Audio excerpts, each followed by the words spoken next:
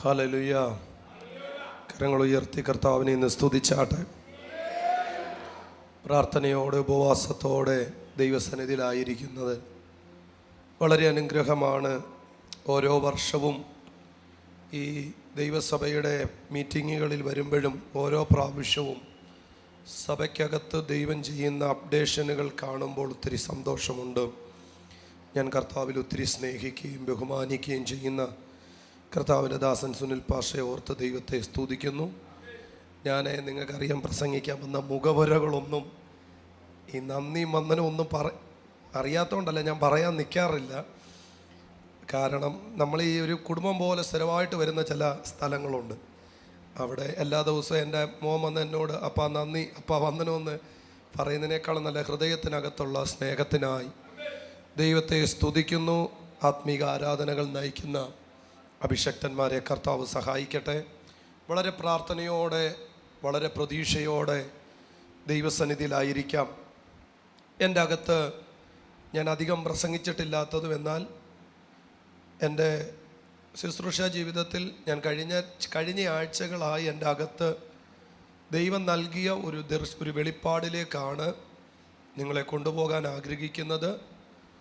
നിങ്ങളുടെ അകത്ത്, നിങ്ങളുടെ ആത്മീക ജീവിതത്തിൽ, നിങ്ങളുടെ പ്രാർത്ഥനാ ജീവിതത്തിൽ, ശുശ്രൂഷ ജീവിതത്തിൽ അത് വലിയ വ്യതിയാനങ്ങൾ കൊണ്ടുവരുമെന്നുള്ള പ്രതീക്ഷയോടെ പ്രവൃത്തികളുടെ പുസ്തകം 4-ാം അധ്യായം അതിൻ്റെ 14 മുതൽ 20 വരെയുള്ള വാക്യങ്ങൾ നമ്മൾ ഒരുമിച്ചൊന്ന് വായിക്കാൻ പോകുകയാണ്. പ്രവൃത്തികളുടെ പുസ്തകം 4-ാം അധ്യായം 14 മുതൽ 20 വരെയുള്ള വാക്യങ്ങൾ. സൗഖ്യം പ്രാപിച്ച മനുഷ്യൻ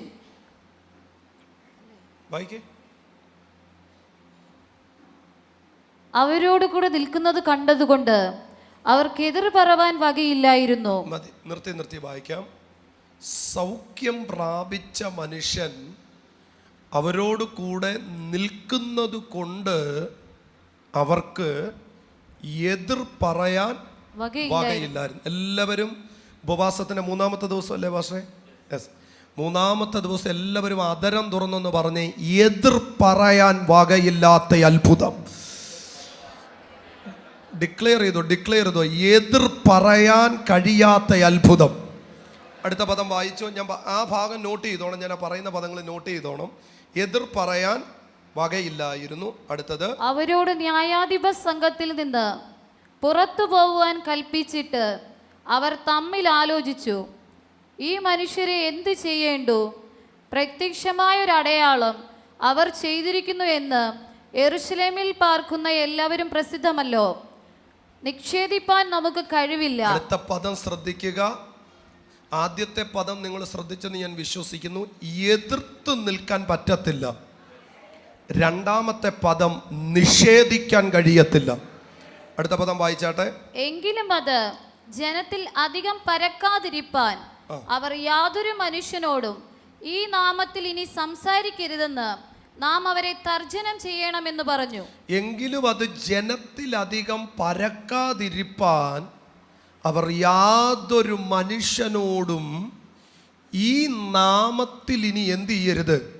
സംസാരിക്കരുതെന്ന് അവരെ തർജ്ജനം ചെയ്തു. അടുത്ത വാക്യം. പിന്നെ അവരെ വിളിച്ചിട്ട് യേശുവിന്റെ നാമത്തിൽ അശേഷം സംസാരിക്കരുത്, ഉപദേശിക്കുകയും അരുത് എന്ന് കൽപ്പിച്ചു.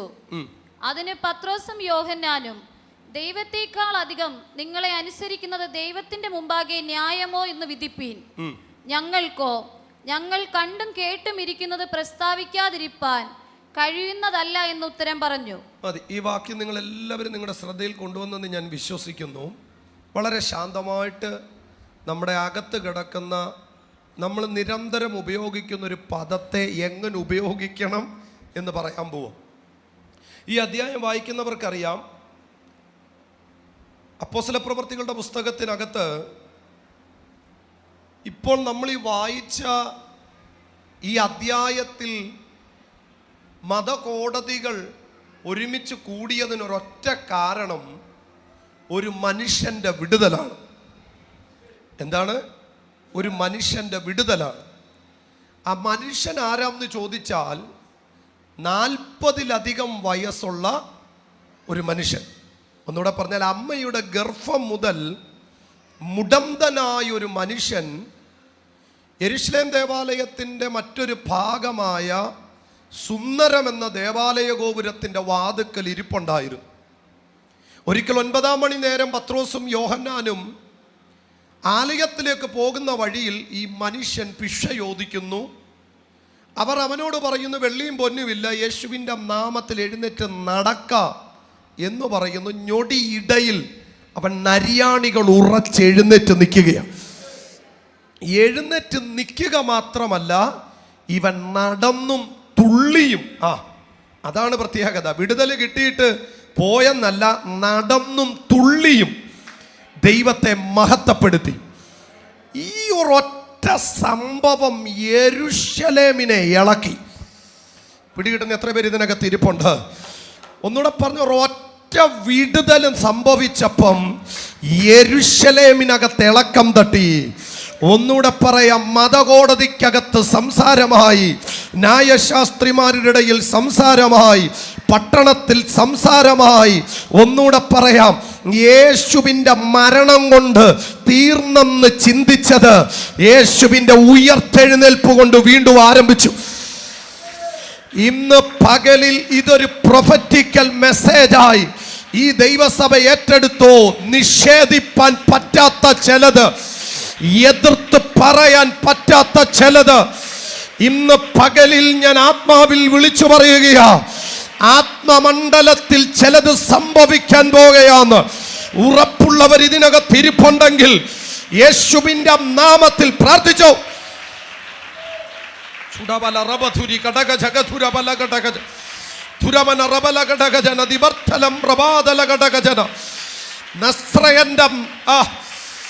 എനിക്കറിയില്ല, എന്തോ ഇന്ന് റാഫ ചർച്ചിനകത്ത് നിൽക്കുമ്പോൾ ഞാൻ ആത്മാവിൽ പറയുന്നത്, ചർച്ചിലല്ല ഇനി വിടുതൽ നടക്കാൻ പോകുന്നേ, ചർച്ചിന് വെളിയിൽ ചിലത് സംഭവിക്കാൻ പോകുക.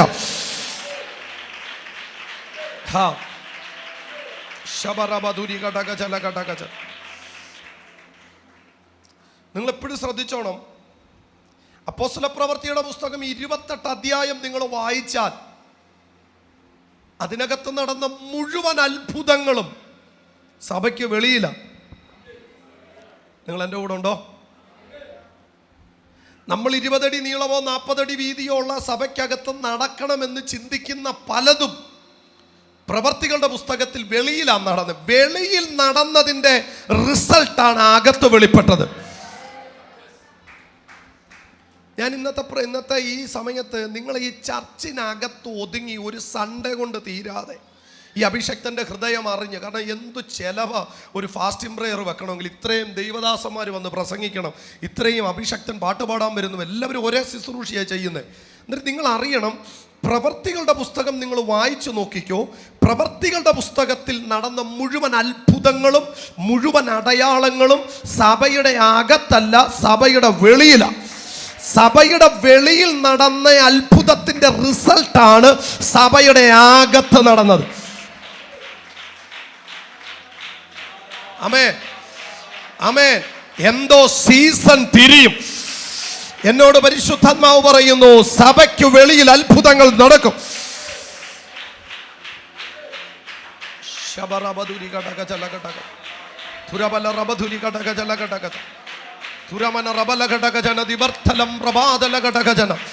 ഇന്ന് പകലിൽ എന്തോ ദൈവത്തിന് അടുത്തൊരു റിവൈവൽ കൊണ്ടുവരാൻ, അടുത്തൊരു റിവൈവൽ കാഞ്ഞിരംകുളം പട്ടണത്തിൽ കൊണ്ടുവരാൻ, സഭയ്ക്കകത്തിരുന്ന് കൈയടിക്കുന്നവനെ കൊണ്ടല്ല, സഭയ്ക്ക് വെളിയിൽ ദൈവരാജ്യത്തിന് വേണ്ടി പ്രയോജനപ്പെടുത്ത ചിലതിന്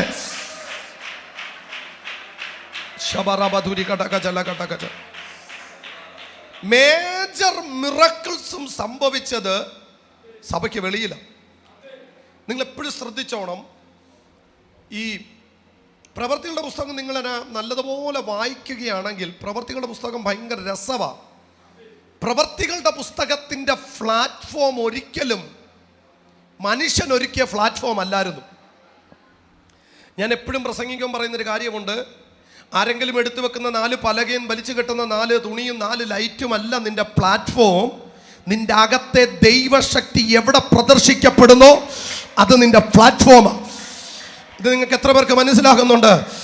എന്നെ അരവിന്ദ് വിൻസെന്റിനെ ഒരാൾ പ്രസംഗിക്കാൻ വിളിക്കുന്നതല്ല അദ്ദേഹത്തിന്റെ പ്ലാറ്റ്ഫോം എന്ന് പറയുന്നത്. എൻ്റെ മേൽ പകർന്ന ദൈവശക്തി എവിടെല്ലാം റിലീസ് ആകുന്നുണ്ടോ അതെല്ലാം എൻ്റെ പ്ലാറ്റ്ഫോമാ.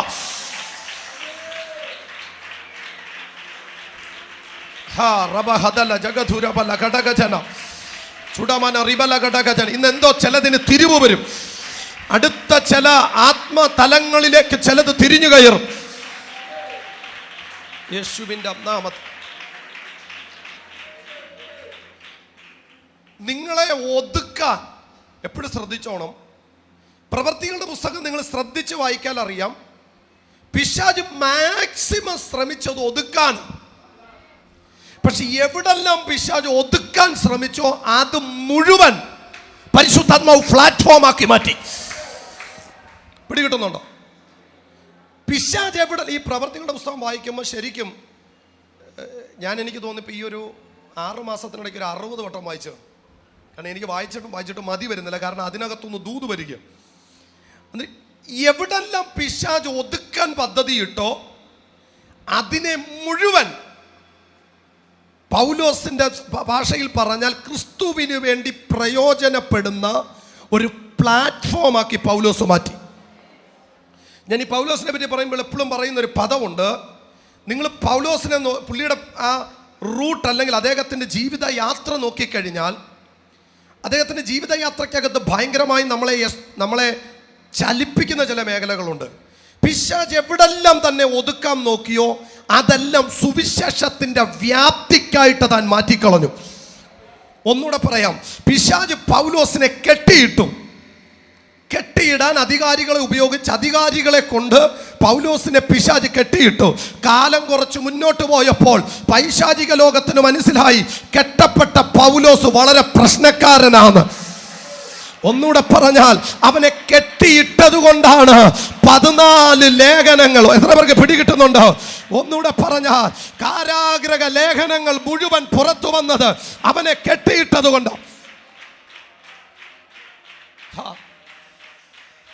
അതിനർത്ഥം 14 ലേഖനവും കാരാഗ്രഹ ലേഖനം അല്ല. പക്ഷെ കാരാഗ്രഹത്തിനകത്ത് കിടന്ന് അദ്ദേഹം എഴുതിയ ലേഖനം, എഫേസ്യ ലേഖനം, കൊലോസ്യ ലേഖനം നിങ്ങൾ വായിച്ചു നോക്കിക്കോ. അന്നേരം പിശാചിന് മനസ്സിലായി കെട്ടിയിട്ടാൽ ഇവൻ എന്ത് ചെയ്യും? ലേഖനം പ്രസവിക്കും. അറിഞ്ഞോണം, പിശാചിന് മനസ്സിലായി കെട്ടിയിട്ടാൽ ഇവൻ പ്രശ്നക്കാരനാണ്.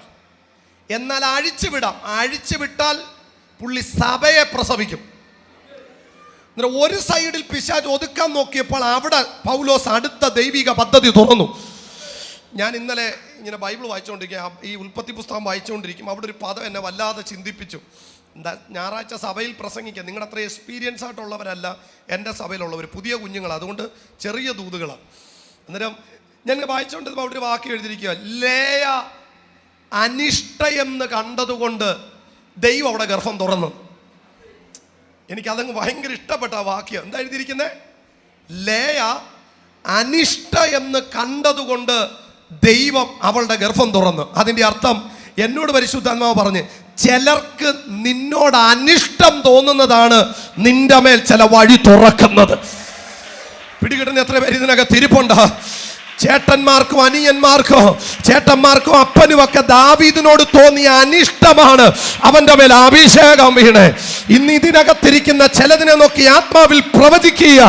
ചിലതിന്റെ അനിഷ്ടത്തെ നിന്റെ മേൽ തുറക്കുന്ന ഡോറാക്കി ദൈവം മാറ്റാൻ പോകുകയാണ്.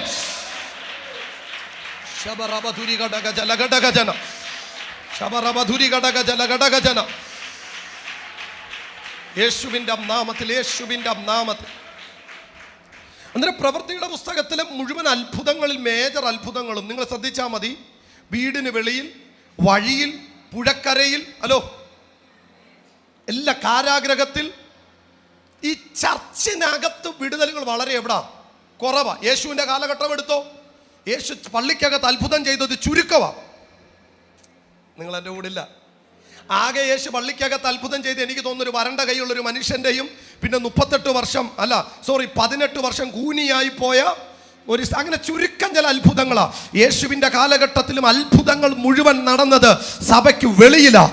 കാരണം സഭയ്ക്ക് വെളിയിൽ നടക്കുന്ന അത്ഭുതമാണ് സഭയ്ക്കകത്ത് റിവൈവൽ കൊണ്ടുവരുന്നത്. എന്തോ ഇന്ന് ഇതിനകത്ത് നിൽക്കുമ്പോൾ ഞാൻ പറയുകയാ, സഭയ്ക്കകത്ത് ഒതുങ്ങി പോകരുത്, ഈ ബിൽഡിങ്ങിനകത്ത് ഒതുങ്ങി പോകരുത്. നിന്റെ മേൽ കിടക്കുന്ന അഭിഷേകം, നിന്റെ മേൽ കിടക്കുന്ന ഈ അധികാരം, ഇത് പട്ടണങ്ങളിൽ വെളിപ്പെടട്ടെ.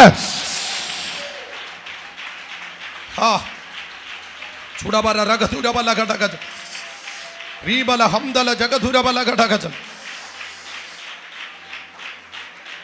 നമുക്ക് ആ ദൂതിലേക്കൊന്ന് കയറാം. 1-2 പദം പറഞ്ഞ് പ്രാർത്ഥിക്കാൻ. എന്നിട്ട് എപ്പോഴും ശ്രദ്ധിച്ചോണം, നിങ്ങളെ ഓരോരുത്തരെയും തമ്പുരാൻ വിളിച്ചാക്കിയത് ഇവിടെ വന്നിരുന്ന് ഇങ്ങനെ കൈയടിക്കാൻ മാത്രമല്ല, എല്ലാവരുടെ മേലും ദൗത്യം കിടക്കുകയാണ്. നിങ്ങൾ ബൈബിൾ വായിച്ചാൽ മതി.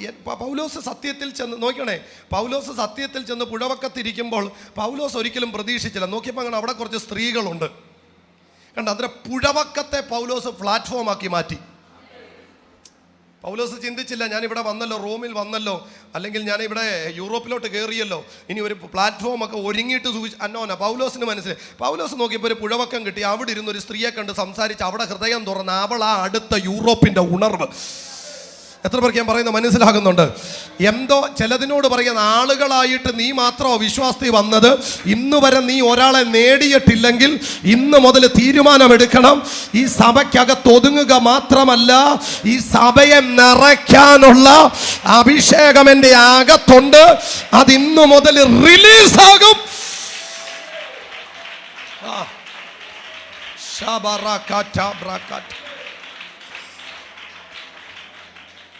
ഞാൻ പറയാൻ പോവും. അന്നേരം 9-ാം മണി നേരത്തെ നിങ്ങൾ ശ്രദ്ധിച്ചോണേ, അഭിഷേകം പ്രാപിച്ച പത്രോസ്, യാക്കോബ്, യോഹന്നാനോ ഒറ്റ അത്ഭുതം ആലയത്തിനകത്ത് ചെയ്തെന്നില്ല.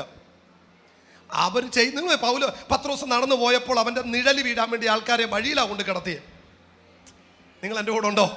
അവൻ്റെ വസ്ത്രത്തിൻ്റെ അവൻ്റെ റൂമാല് ഇടാൻ വേണ്ടി വഴിയിലാണ് കൊണ്ട് കിടത്തിയത്. കാരണം എനിക്ക് ഒരു കാര്യം മനസ്സിലായി, അന്ത്യകാലഘട്ടത്തിൻ്റെ ശുശ്രൂഷ, അന്ത്യകാലഘട്ടത്തിൻ്റെ അഭിഷേകം നമ്മൾ ചിന്തിക്കുന്നത് പോലെ 4 ചുവരിനകത്തല്ല നിൽക്കുന്നേ. ഇത് ചുവരിനെ പൊളിച്ചപ്പുറത്തിറങ്ങും, ഇത് മതിലുകളെ പൊളിക്കും, ഇത് അതിരുകളെ പൊളിക്കും.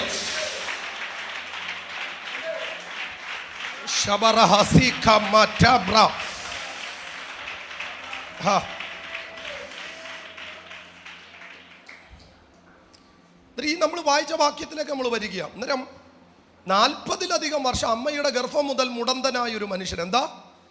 അമ്മയുടെ ഗർഭം മുതൽ മുടന്തനായൊരു മനുഷ്യൻ. 40-ലധികം വർഷം ഇവൻ മുടന്തന. ഇവൻ വരുന്നവരോടും പോകുന്നവരോടും എല്ലാം പിഴ ചോദിക്കുന്നുണ്ട്. ഇവൻ ആവശ്യത്തിൽ കൂടുതൽ പണം കിട്ടുന്നുണ്ട്. നമ്മൾ ചിന്തിക്കുന്ന പോലെയല്ല, നമ്മുടെ കണക്കല്ല, അവർ പൈസ കൊടുക്കുന്നവരായിരുന്നു. യഹൂദന്മാർ പൈസ കൊടുക്കുന്നവരാ, അവർ പൈസ കൊടുത്തിട്ടുണ്ടാകാം. പക്ഷെ പത്രോസും യോഹന്നാനും അന്ന് ചെല്ലുമ്പോൾ ശ്രദ്ധിച്ചോണം, അന്ന് ചെല്ലുമ്പോൾ ഇവൻ ഭിക്ഷ ചോദിക്കുമ്പോൾ എടുത്തു കൊടുക്കാൻ അവരുടെ കയ്യിൽ എന്തില്ല? പണമില്ല. അതുകൊണ്ട് അവർ പറഞ്ഞു, ഞങ്ങൾക്കുള്ളത് വരെ എഴുന്നേറ്റ് പൊക്കോളാൻ പറഞ്ഞു. ഇവന്റെ വിടുതൽ യെരൂശലേമിനെ ഇളക്കി. എന്തുകൊണ്ട് ഇവന്റെ വിടുതൽ ഇത്രയും സംസാരമായത്? ഒറ്റ കാരണമാ, ഇവനെ 40 വർഷമായിട്ട് ഈ ന്യായശാസ്ത്രി ഇവനെ കാണുന്നുണ്ട്. 40 വർഷമായിട്ട് യെരൂശലേമിൽ കയറുന്ന മുഴുവൻ പുരോഹിതന്മാരും ഇവനെ കാണുന്നുണ്ട്. ഒന്നുകൂടെ പറഞ്ഞാൽ 40 വർഷമായിട്ട് ഇവൻ പലർക്കും ഫെമിലിയറാണ്. അതുകൊണ്ടാണ് അവിടെ എഴുതിയിരിക്കുന്നത്, ഇവന്റെ വിടുതലിനെ നിഷേധിക്കാൻ പറ്റുന്നില്ല. കാരണം ഇവനെ ചുമ്മാതെ ഉടായിപ്പാന്ന് പറയാൻ ആർക്കും പറ്റത്തില്ല. അല്ലാതെ കൊണ്ടുവന്നിട്ട് അവരെല്ലാം സെറ്റപ്പ് ചെയ്ത് കൊണ്ടുവന്ന് എഴുന്നേപ്പിച്ചെന്ന് പറയാൻ പറ്റത്തില്ല. കാരണം 40 വർഷമായിട്ട് ഇവൻ ആലയത്തിന്റെ ഫ്രണ്ടിലിരിക്കുന്നത് അവിടുത്തെ ജനം മുഴുവൻ കണ്ടിട്ടുണ്ട്. അവർക്കൊരു കാര്യം മനസ്സിലായി, ഈ അത്ഭുതത്തെ നിഷേധിക്കാൻ പറ്റത്തില്ല, ഈ അത്ഭുതത്തെ എതിർക്കാൻ പറ്റത്തില്ല. ഞാൻ റാഫ ചർച്ചിനകത്ത് നിന്ന് പറയുക, ഇനി ഭാരതം കാണാൻ പോകുന്നത് എതിർക്കാൻ പറ്റാത്തതിനെ, നിഷേധിപ്പാൻ പറ്റാത്തത്. ഓ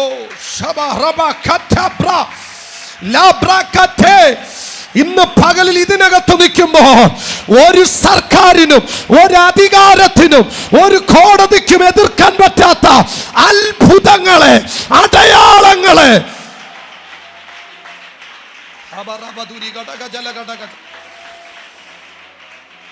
നിങ്ങൾ വളരെ ശ്രദ്ധിച്ചോണം. ഈ പദം വളരെ ശക്തമാണ്. ഇന്ന് പകൽക്കാലം എതിർക്കാനും പറ്റത്തില്ല, നിഷേധിക്കാനും പറ്റത്തില്ല. കാരണം അത്ഭുതം നടന്നവൻ കൂടെയാ. ഇവനെ സെറ്റപ്പ് ചെയ്ത് കൊണ്ടുവന്ന് നിർത്തിയിരിക്കുകയല്ല. ഒരിടത്ത് പറഞ്ഞ സാക്ഷ്യം 10 പറയിപ്പിക്കാൻ വേണ്ടി നിർത്തിയിരിക്കുകയല്ല. യെരുശലേമിൽ കയറിയ മുഴുവൻ പുരോഹിതന്മാർ കണ്ടിട്ടുണ്ട് 40 വർഷമായിട്ട് ഇവൻ ഭിക്ഷ ചോദിക്കുന്നത്.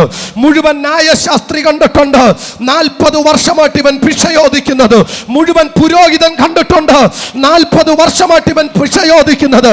യെരുശലേമിൽ കയറിയ മുഴുവൻ യഹൂദൻ കണ്ടിട്ടുണ്ട് 40 വർഷമായിട്ട് ഇവൻ ഭിക്ഷ ചോദിക്കുന്നത്.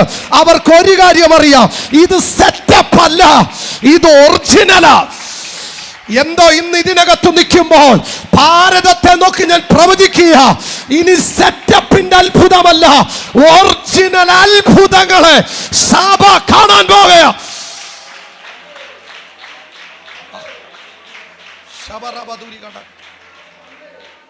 ഒറിജിനലാ. അതുകൊണ്ട് എന്ത് ചെയ്യാൻ പറ്റത്തില്ല, എതിർക്കാനും പറ്റത്തില്ല. അവസാനം കോടതി കൂടി ഒരു തീരുമാനമെടുത്തു, നമുക്കൊരു കാര്യം ചെയ്യാം, ഈ അത്ഭുതം നടക്കാൻ കാരണമായതെന്തോ അതിനി ഇവന്മാര് മിണ്ടരുത്. നമ്മൾ നമ്മുടെ ദൂതിലേക്ക് വരിക. ഈ 40-ലധികം വർഷം മുടന്തുള്ളവനെ എഴുന്നേൽപ്പിച്ചത് പത്രോസ് യോഹന്നാനും ആണെങ്കിലും ആ എഴുന്നേൽപ്പിച്ച ആ കാരണം അതിനി ഇവന്മാര് മിണ്ടരുത്. നിങ്ങൾ ശ്രദ്ധിച്ചോ, അവർ പറയുന്നൊരു പദമുണ്ട്. ഇനിയാണ് നമ്മുടെ ദൂതിലോട്ട് നമ്മൾ വരുന്നത്.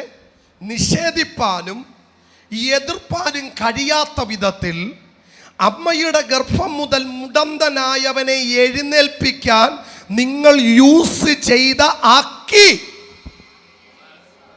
നിങ്ങൾ എൻ്റെ കൂടെ വരണം.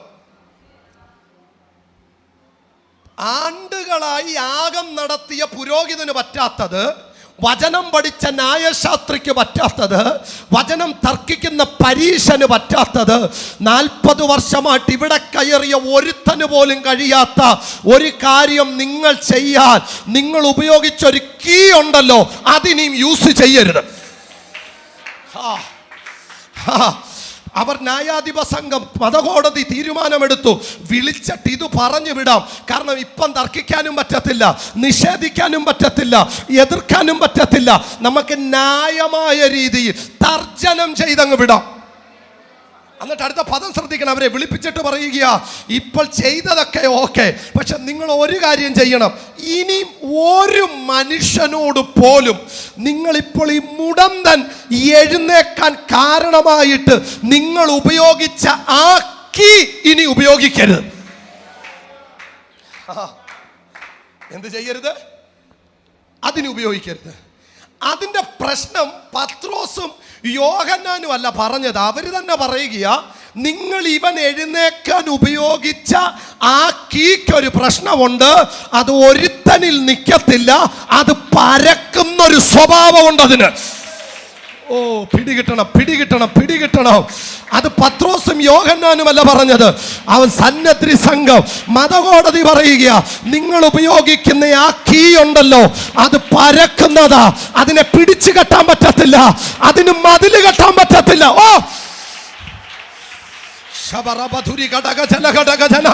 എന്തോ എന്നോട് ദൈവാത്മാവ് പറയുന്നു, അതിരിന് പറ്റാത്തത്, മതിലിന് പറ്റാത്തത്, ഒന്നിനും പിടിച്ചു വെക്കാൻ പറ്റാത്ത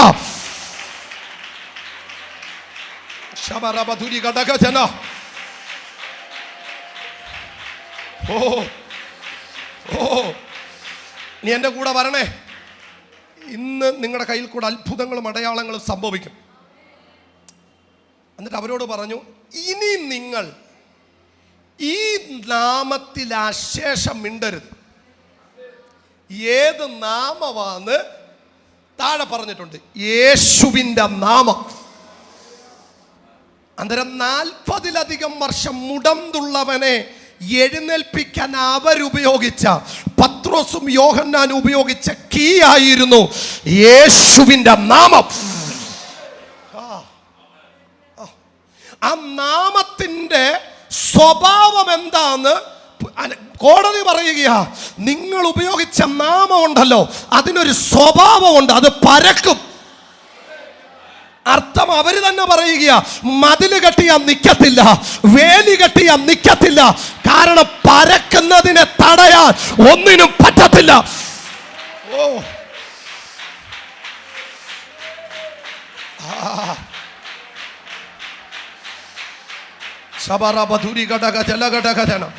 ഇതിന്റെ ആഴം അറിയുമ്പോൾ നിങ്ങളുടെ പ്രാർത്ഥന ഇന്ന് പകലുകൊണ്ട് തിരിയും. ഞാനൊരു ചോദ്യം പറയാം. എനിക്ക് ഓർമ്മയുണ്ട്, ഞാൻ ഈ സഭയെ തന്നെ പറഞ്ഞിട്ടുണ്ട്, പൂവിനെ നമുക്ക് വേണമെങ്കിൽ പാട്ടയ്ക്കകത്തിട്ട് അടച്ചു വെക്കാം, പൂവ് വളരുന്ന ചെടിയെ വേണേ പിടിച്ചു വെക്കാം, പക്ഷെ പൂവിന്റെ സുഗന്ധത്തെ ഒരു പാട്ടയ്ക്കകത്തും അടയ്ക്കാൻ പറ്റത്തില്ല. കാരണം സുഗന്ധം പരക്കുന്നതാ. അതിന് മതില് കെട്ടാൻ പറ്റത്തില്ല, അതിന് അതിര് കെട്ടാൻ പറ്റത്തില്ല. യേശുവിന്റെ നാമം അങ്ങനെ.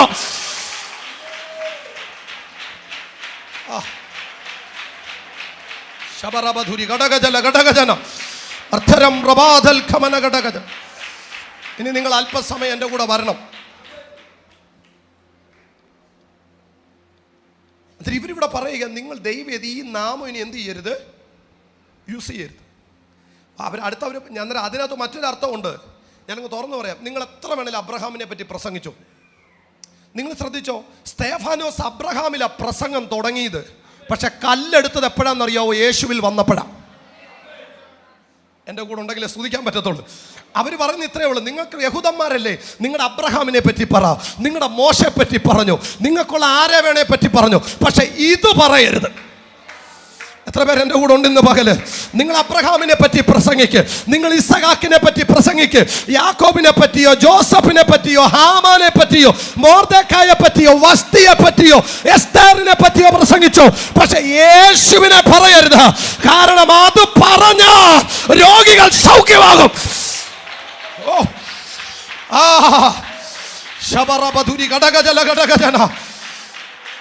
പിടികിട്ടിയാലേ കർത്താവിനെ സ്തുതിക്കാൻ പറ്റത്തുള്ളൂ. ഇന്ന് പകലിൽ ചില മേഖലകൾ പൊളിയുകയാ, ഇന്ന് പകലിൽ ചില ഡോറുകൾ തുറക്കുകയാ.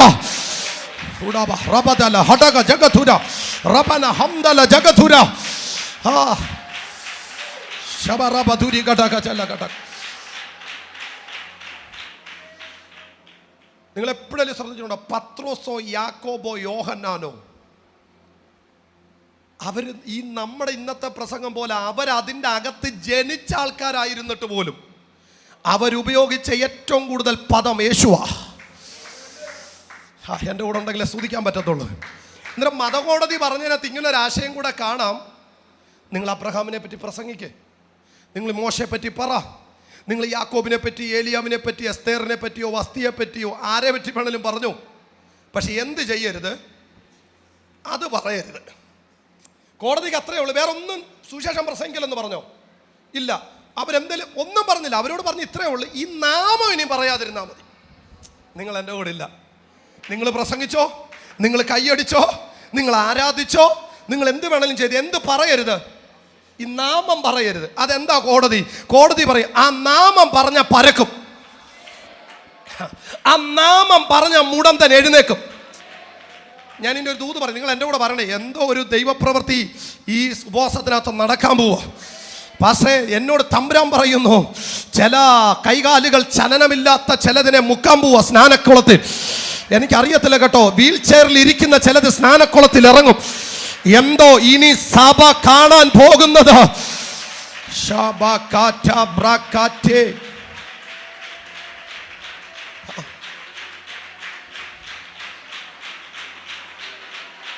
എൻ്റെ കൂടെ വാ, എൻ്റെ കൂടെ വാ. എനിക്ക് നിങ്ങളുടെ പ്രാർത്ഥനയിലെ ഒരു വേടിനെ തിരിക്കാനാണ് ഞാൻ നിൽക്കുന്നത്. അന്നേരം അവർ പറഞ്ഞതിൻ്റെ കാര്യം ഇത്രയേ ഉള്ളൂ, നിങ്ങൾ എന്ത് വേണേലും, ഞാൻ പറയുക, നിങ്ങൾ എന്ത് വേണേലും പ്രസംഗിച്ചോ, പക്ഷെ നിങ്ങൾ എന്ത് ഉപയോഗിക്കരുത്, യേശുവിൻ്റെ നാമം എന്ത് ചെയ്യരുത്, യൂസ് ചെയ്യരുത്. അതിനർത്ഥം ഈ കോടതിക്കകത്ത് കൂടിയവർക്കറിയാം, അതിനകത്ത് പരീക്ഷണമുണ്ട്, ന്യായശാസ്ത്രിയുണ്ട്, പുരോഹിതൻ എല്ലാവരും ഉണ്ട്. അവർക്കറിയാം അവിടെ 40 വർഷമായിട്ട് ഇവൻ്റെ ചെവി കേട്ടത് മുഴുവൻ അബ്രഹാമിനെ കുറിച്ചും ഇസഹാക്കിനെ കുറിച്ചും യാക്കോബിനെ കുറിച്ചും മോശ. കാരണം ആലയത്തിൽ പിന്നെ ആരെ പറ്റിയാ പറയുന്നത്? ആലയത്തിൽ എല്ലാ ശബത്തിലും എടുത്ത് വായിക്കുന്നത് പിന്നെ എന്താ? ന്യായപ്രമാണമാ. നിങ്ങൾ എൻ്റെ കൂടില്ല. പറയുന്നത് മുഴുവൻ ന്യായപ്രമാണമാ. കേട്ടത് മുഴുവൻ അബ്രഹാമിനെ പറ്റിയാ, കേട്ടത് മുഴുവൻ മോശയെ പറ്റിയാ. പക്ഷെ 40 വർഷമായിട്ട് ഇരിക്കുന്നത് എവിടാ? പക്ഷെ ഒറ്റ പ്രാവശ്യം അതേ ആലയത്തിനകത്ത് യേശുവിന്റെ നാമം പറഞ്ഞപ്പോ ഇന്ന് പകലിൽ എവിടൊക്കെയോ ദൈവപ്രവൃത്തിയുടെ ചാലു തുറക്കുകയോ.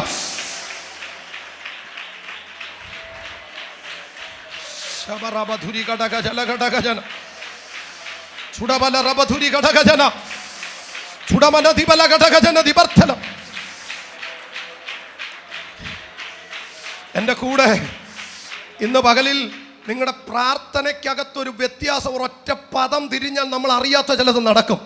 അതിനുവേണ്ടി എൻ്റെ സ്വന്തം സഭയായിട്ട് കണ്ട ഇത് പറയുന്നേ. ഈ 40 വർഷവും സുന്ദരമെന്ന ദേവാലയ ഗോപുരത്തിൻ്റെ മുൻപിൽ ഇരുന്നവൻ 40 വർഷവും അബ്രഹാമിനെ പറ്റി കേട്ടിട്ടുണ്ട്. കാരണം എല്ലാ ശബത്ത് തോറും പള്ളിയിൽ ന്യായപ്രമാണം വായിക്കുമെന്ന് വചനം എഴുതിയിരിക്കുന്നു. നിങ്ങൾ മർക്കോസിന്റെ സുവിശേഷം വായിച്ചാൽ അറിയാം, ഒരിക്കൽ യേശു ശബത്തിൽ ചെന്നിട്ട് പുസ്തകം തുറന്നു വായിച്ചത് ന്യായപ്രമാണമല്ല, യെശയ്യാ പ്രവാചകന്റെ പുസ്തകമാ.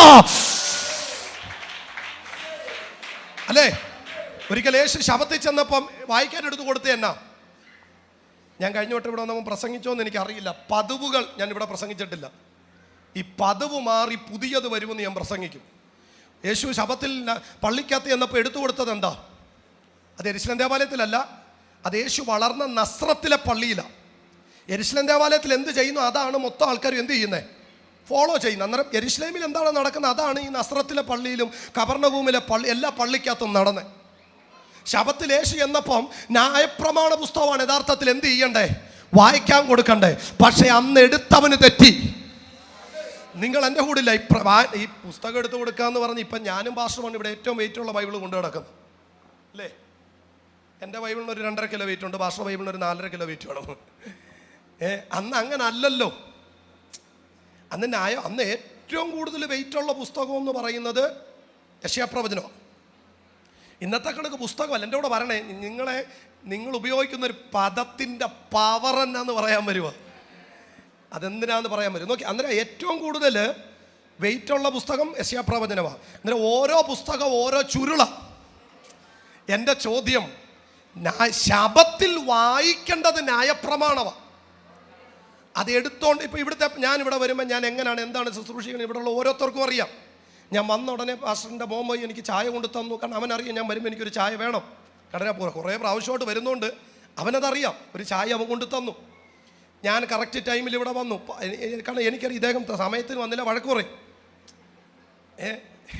അന്നേരം കറക്റ്റ് സമയത്ത് ഇവിടെ വന്നു. അങ്ങനെ ഒത്തിരി ഇത് 30 വർഷം നിങ്ങൾ ശ്രദ്ധിച്ചേ, കഴിഞ്ഞ 30 വർഷവും യേശു ഈ നസ്രത്തിലെ പള്ളി വന്നിട്ടുണ്ട്. ഈ 30 വർഷം പള്ളിക്കാർ ചെയ്യുന്ന എന്നാൽ യഹൂദന്മാർക്ക് തെറ്റില്ല. ഞാൻ കഴിഞ്ഞ ദിവസം ഒരു ദൈവാസൻ്റെ ഒരു കാര്യം കേട്ട്, യഹൂദൻ ഏത് നാട്ടിൽ ചെന്നാലും യഹൂദനാണ്. നിങ്ങൾ എൻ്റെ കൂടെ ഇല്ല. അല്ല നമ്മുടെ കണക്ക് നാടോടുമ്പോൾ നടുവേ ഒന്നും യഹൂദൻ ഓടത്തില്ല. യഹൂദൻ ഏത് നാട്ടിൽ ചെന്നാലും യഹൂദനാ. അമേരിക്ക ചെന്നാലും ഇംഗ്ലണ്ടിൽ ചെന്നാലും ദൈവമക്കൾ എന്നും ദൈവമക്കൾ തന്നെ, ഒരു വ്യത്യാസമില്ല. ഞാൻ എപ്പോഴും പറയുന്നൊരു കാര്യമുണ്ട്, ഈ ശരിക്ക് ദൈവത്തെ രുചിച്ചറിഞ്ഞവൻ എവിടെ പോയാലും അതിനകത്തൊന്നും മാറത്തില്ല. അന്നേരം ഇത് പറയാൻ കാരണം ഇതാണ്. നമ്മുടെ ഒരു ദൈവദാസൻ അമേരിക്ക എന്ന് പറഞ്ഞൊരു സ്ഥലത്ത് ചെന്നപ്പോൾ അന്ന് ഈ ശനിയാഴ്ചയാണല്ലോ, ശനിയോടെ ഞായറാണോ അവരുടെ ശബത്ത് ദിവസം. അന്നേരം ഇവരിങ്ങനെ ഒരു 7 നില ബിൽഡിങ്ങിൻ്റെ മുകളിലോട്ട് കയറാൻ വേണ്ടി വന്നപ്പോൾ കുറേ യഹൂദന്മാർ പിള്ളേരിങ്ങനെ വെയിറ്റ് ചെയ്യുക. എന്നിട്ട് ഇവർ വരുന്ന കണ്ടപ്പോൾ ഇവരുടെ കൂടി ഇവന്മാർ ലിഫ്റ്റിലോട്ട് ചാടിയും കയറി. എന്നിട്ട് ഇവന്മാർ ഈ നിന്ന പാസ്റ്റർമാരോട് പറഞ്ഞ് 7th ഫ്ലോർ എന്ന്. എന്നിട്ട് പാസ്റ്റർമാർ ചോദിച്ചു, നിങ്ങളെന്താ ഞെക്കാത്ത? ഞങ്ങൾക്കെന്ന് ശബത്താ, ഞങ്ങൾ ഞെക്കത്തില്ല. മനസ്സിലായോ? അമേരിക്കയിലെ പിള്ളേർ, നിങ്ങൾക്കറിയാം അമേരിക്കയിലുള്ള അമേരിക്കൻ താമസിക്കുന്നതോട് ചോദിച്ചാൽ മതി. അവിടെ യഹൂദന്മാരുണ്ട്. അവരുടെ ഈ വാരാന്ത്യ ഉത്സവത്തിൻ്റെ സമയങ്ങളിൽ അവരുടെ എത്ര വലിയ വീടാണെങ്കിലും അതിൻ്റെ വെളിയിലോട്ടൊരു കൂടാരം അടിച്ചിട്ട് അവർ അതിനകത്ത് ഇറങ്ങിക്കിടക്കും. ഒരിക്കലും മാറ്റാത്ത ആചാരം. ഇവിടെ താണ്ടടാ ആ ആചാരം കൊടുമുടിക്കകത്ത് നിൽക്കുമ്പോൾ ഒരു ശബത്തിലേശു പള്ളിക്കകത്ത് ചെന്നപ്പോൾ എടുത്തു കൊടുക്കേണ്ടത് ഉൽപ്പത്തി, പുറപ്പാട്, ലേവ്യ, സംഖ്യ, ആവർത്തനം, ഈ 5 പുസ്തകം കൊടുക്കേണ്ടതിന് പകരം ഈ എടുത്തവന് മാറിപ്പോയി. എടുത്തു കൊടുത്തത് യെശയ്യാ പ്രവചനമാ. അവന് വെയിറ്റ് തോന്നിയില്ലയോ എന്ന് എനിക്കറിയില്ല. യേശു പ്രവചനം തുറന്നു, ഒറ്റ വാക്ക് അതിനകത്ത് എഴുതിയിരിക്കുന്നു, ബദ്ധന്മാർക്ക് വിടുതൽ. അർത്ഥം പറയാ, ഇന്നുവരെ പള്ളി കണ്ടിട്ടില്ലാത്തത് എന്തോ സംഭവിക്കാൻ പോകുകയാ. പതിവുകൾ പൊളിയാൻ പോകുകയാ.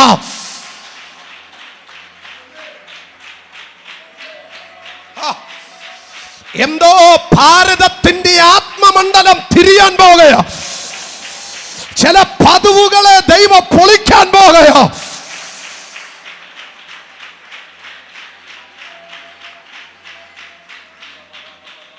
പിന്നീട് എപ്പോഴെങ്കിലും ഒരു അവസരം വരുമ്പോൾ ഞാനത് പറയാം നിങ്ങളോട്. അത് ആ മെസ്സേജ് ഞാൻ പറയാം. അതിനകത്ത് ഒത്തിരി കാര്യങ്ങളുണ്ട്. അന്നേരം പള്ളിക്കകത്ത് യേശു ചെന്ന് ഈ പ്രമാണ പുസ്തകം തുറന്നു വയ്ക്കും. ഞാൻ പറഞ്ഞു വന്നതിൻ്റെ കാരണം, 40 വർഷമായിട്ട് ഈ ആലയത്തിൻ്റെ ഫ്രണ്ടിലിരിക്കുന്നവൻ എന്ത് കേട്ടോണ്ടിരിക്കുക? ന്യായപ്രമാണം. ശ്രദ്ധിക്കണേ, എനിക്ക് അതിനകത്ത് ഇഷ്ടം എന്നാണെന്നറിയാമോ? അതാണ് എനിക്ക് ചിലരോടുള്ള ലൂക്കോസ് സുവിശേഷം 2-ാം അധ്യായം വായിക്കുമ്പോഴേ 8-ാം നാളിൽ യേശുവിനെ പരിച്ഛേദന ഏൽപ്പിക്കാൻ വേണ്ടി മറിയേം ജോസഫൂടെ ഒരു പ്രാവും കുഞ്ഞിനെ കൊണ്ട് ആലയത്തിലോട്ട് കയറുന്ന ഒരു ഭാഗമുണ്ട്. വായിച്ചിട്ടുണ്ടോ? 8-ാം നാളിൽ പരിച്ഛേദന ഏൽപ്പിക്കാൻ വേണ്ടി 8 വയസ്സ് പ്രായമുള്ള കൊച്ചിനെയും കൊണ്ട് ഒരു കയ്യിൽ പ്രാവും മറുകയിൽ കുഞ്ഞുമായിട്ട് ഒരു കുടുംബം അകത്തോട്ട് കയറുമ്പോൾ ആലയത്തിനകത്തിരുന്നൊരു വയോധികൻ ചാടി എഴുന്നേറ്റൊന്ന് ഇങ്ങനെ നിൽക്കുന്നൊരു നിപ്പുണ്ട്. ഞാൻ ഇടയ്ക്കിടയ്ക്ക് ഞാൻ വായിക്കും, ഈ മനുഷ്യനെ നോക്കാറുണ്ട്. പലപ്പോഴും ഈ മനുഷ്യൻ യെശയ്യാപ്രവചനം വായിക്കുന്നുണ്ട്, യിരെമ്യാവിൻ്റെ പ്രവചനം വായിക്കുന്നുണ്ട്. എല്ലാ ശബത്തിലും ന്യായപ്രമാണം വായിച്ചിട്ടൊന്നും ചലിക്കാത്തവൻ ഒരു ദിവസം കാണാൻ എഴുന്നേറ്റ് നിൽക്കുകയാ. ഞാൻ അവനോടൊരു ചോദ്യം, എന്തേ ഇത്രയും നാൾ എഴുന്നേക്കാത്ത നീ ഇന്ന് എഴുന്നേറ്റ്? അവൻ്റെ മറുപടി, ഞാൻ സെൻസ് ചെയ്യുന്നു, ഞാൻ കാത്തിരിക്കുന്നവൻ വരുന്നുണ്ട്. പിടികിട്ടിയാലേ ദൈവത്തെ സ്തുതിക്കാൻ പറ്റത്തുള്ളൂ. അനൗൺസ്മെന്റ് ചെയ്തായിരുന്നോ ശിമിയോനെ? നിങ്ങൾ എൻ്റെ കൂടെ ഇല്ല, വാ നമുക്ക് ഒരുമിച്ച് പോ. യേശുവിനെ 8-ാം നാളിൽ പരിച്ഛേദനയാക്കാൻ കൊണ്ടുവരുമ്പോൾ അനൗൺസ്മെന്റ് വല്ലോ അവിടെ ചെയ്തോ? ഇന്നേ ദിവസം ഇത്രാം തീയതി ഇത്ര ടൈമിൽ നസ്രത്തിൽ നിന്ന് ജോസഫും മറിയം വരുന്നുണ്ട്. ഇല്ല, ഒരു അനൗൺസ്മെന്റും ഇല്ലായിരുന്നു. ഒരു പോസ്റ്റർ ഒട്ടിച്ചിട്ടില്ലായിരുന്നു. കാരണം ഒട്ടിക്കത്തക്ക വലിയ പദവിയൊന്നും അന്ന് യേശുവിന് കൊടുത്തിട്ടില്ലായിരുന്നു. പക്ഷെ ആലയത്തിനകത്ത് ആണ്ടുകളായി പ്രാർത്ഥിച്ചവൻ്റെ അകത്തൊരു വെമ്പല് എനിക്കിടയ്ക്ക് അങ്ങ് തോന്നാറുണ്ട്. സുനിൽ പാസ്റ്റേ, ഒരു മറിയം, ഒരു ജോസഫ്, ഒരു യേശുവാണ് അവിടെ പരിച്ഛേദനയേക്കാൻ നിൽക്കുന്നത്. ആയിരക്കണക്കിന് കുഞ്ഞുങ്ങളെയും കൊണ്ട് ആയിരക്കണക്കിന് അപ്പനമ്മമാർ കയറി വരുമ്പോൾ ദാണ്ടട ആലയത്തിനകത്ത് ഇരിക്കുന്നവൻ ഒരു തോന്നല്, ഞാൻ കാത്തിരിക്കുന്നവൻ ഇന്ന് വരും. അവൻ ആ ഒരിക്കൽ പോലും എഴുന്നേക്കാത്തവൻ അന്ന് എഴുന്നേറ്റു. അവൻ അന്ന് ആത്മാവിലായി. അവൻ ആരും പറഞ്ഞു കൊടുത്തില്ല അതാ യേശു, അതാ രക്ഷകനെന്ന്. അവൻ കറക്റ്റ് മറിയയുടെയും ജോസഫിന്റെ അടുക്കൽ ചെന്നു. അവരുടെ കയ്യിലിരുന്ന കുഞ്ഞിനെ പിടിച്ചു മേടിച്ചു.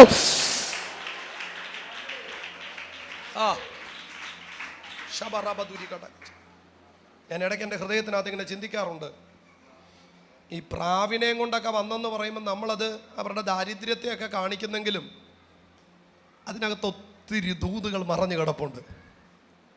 നിങ്ങൾക്കറിയാം, യാഗം കഴിക്കാൻ കൊണ്ടുവരാൻ ഏറ്റവും ബുദ്ധിമുട്ടുള്ള മൃഗം ഏതാണെന്നറിയാവോ? ഈ സത്യത്തിൽ ഈ പണ്ടത്തെ യാഗം എന്തിനാണ് ഈ യെരുശലേമിൽ തന്നെ വന്ന് യാഗം കഴിക്കുന്ന അറിയാവോ? ഒരു പശുവിനെയൊക്കെ ഇവൻ്റെ വീട്ടിൽ നിന്ന് ഇവനെ അടിച്ച് തെളിച്ച് ഇവൻ യെരുശലേം വരെ വരുമ്പോഴത്തേക്ക് ഇവൻ്റെ സകല പരിപാടിയും തീരും. ഞാൻ പറയുന്നത് മനസ്സിലാവുന്നുണ്ടോ? ഇവന് പിന്നെ ആയുസ്സിൽ എന്ത് ചെയ്യാൻ തോന്നത്തില്ല. കാരണം നിങ്ങൾ ഇമാജിൻ ചെയ്ത ഒരു പശുവിനെ അല്ലെങ്കിൽ ഒരു ആടിനെയൊക്കെ അടിച്ച് തെളിച്ച് ഇവൻ യെരുശലേം വരെ വരുന്ന വരവ്. നിങ്ങൾ അന്ന് വണ്ടിയൊന്നും ഇല്ലല്ലോ ചുമ്മിക്കൊണ്ട് വരാൻ. അന്ന് ആകെയുള്ള 2 വാഹന മൃഗം, ഒന്ന് കുതിര അല്ലെങ്കിൽ കഴുത. അന്നേരം ഒരു ആടിനെ ഒരു കാളയൊക്കെ ഇവൻ ചുമന്നുകൊണ്ട് ആലയത്തിൽ കൊണ്ടുവരണമെങ്കിൽ എന്നാ പാടാ. ആ യാഗത്തിൻ്റെ വിലയാ. പക്ഷെ കാലഘട്ടം കുറച്ച് മുന്നോട്ട് പോയപ്പം വീട്ടിൽ നിന്ന് കൊണ്ടുവരണ്ടായിരുന്നു. എവിടെ കിട്ടുമായിരുന്നു? ആലയത്തിൻ്റെ ഫ്രണ്ടിൽ കിട്ടുമായിരുന്നു. എന്ന് പറഞ്ഞാൽ യാഗത്തിൻ്റെ വില പോയി. നിങ്ങൾക്ക് മനസ്സിലാകുന്നുണ്ടോ? കാലഘട്ടങ്ങൾക്ക് പുറകിൽ ഒരു പാപമോചനം വേണമെങ്കിൽ, മനസ്സിനകത്തൊരു ശാന്തി വേണമെങ്കിൽ, ഒരു സമാധാനം വേണമെങ്കിൽ ഇവൻ എത്ര ദിവസം മുമ്പ് ഇറങ്ങണമെന്നറിയോ യെരുശലേമിലെത്താൻ? അത്രയും ദിവസം ഇവൻ്റെ ശ്രദ്ധ മുഴുവൻ എവിടാന്നറിയാവോ? ഈ യാഗമൃഗത്തിലാണ്. എൻ്റെ കൂടെ വാ. ഇവൻ വീട്ടിൽ നിന്ന് ഇറങ്ങിയപ്പം മുതൽ ഇതിൻ്റെ കൂടെ. കാരണം ഇതിന് മുടന്ത് വരാൻ പാടില്ല. നിങ്ങൾ എൻ്റെ കൂടെ ഇല്ല, നിങ്ങൾ എൻ്റെ കൂടെ ഇല്ല. ഇതിന് മുടന്ത് വരാൻ പാടില്ല. ഈ യാത്രയിൽ ഇതിനൊരു ദോഷം വരാൻ പാടില്ല.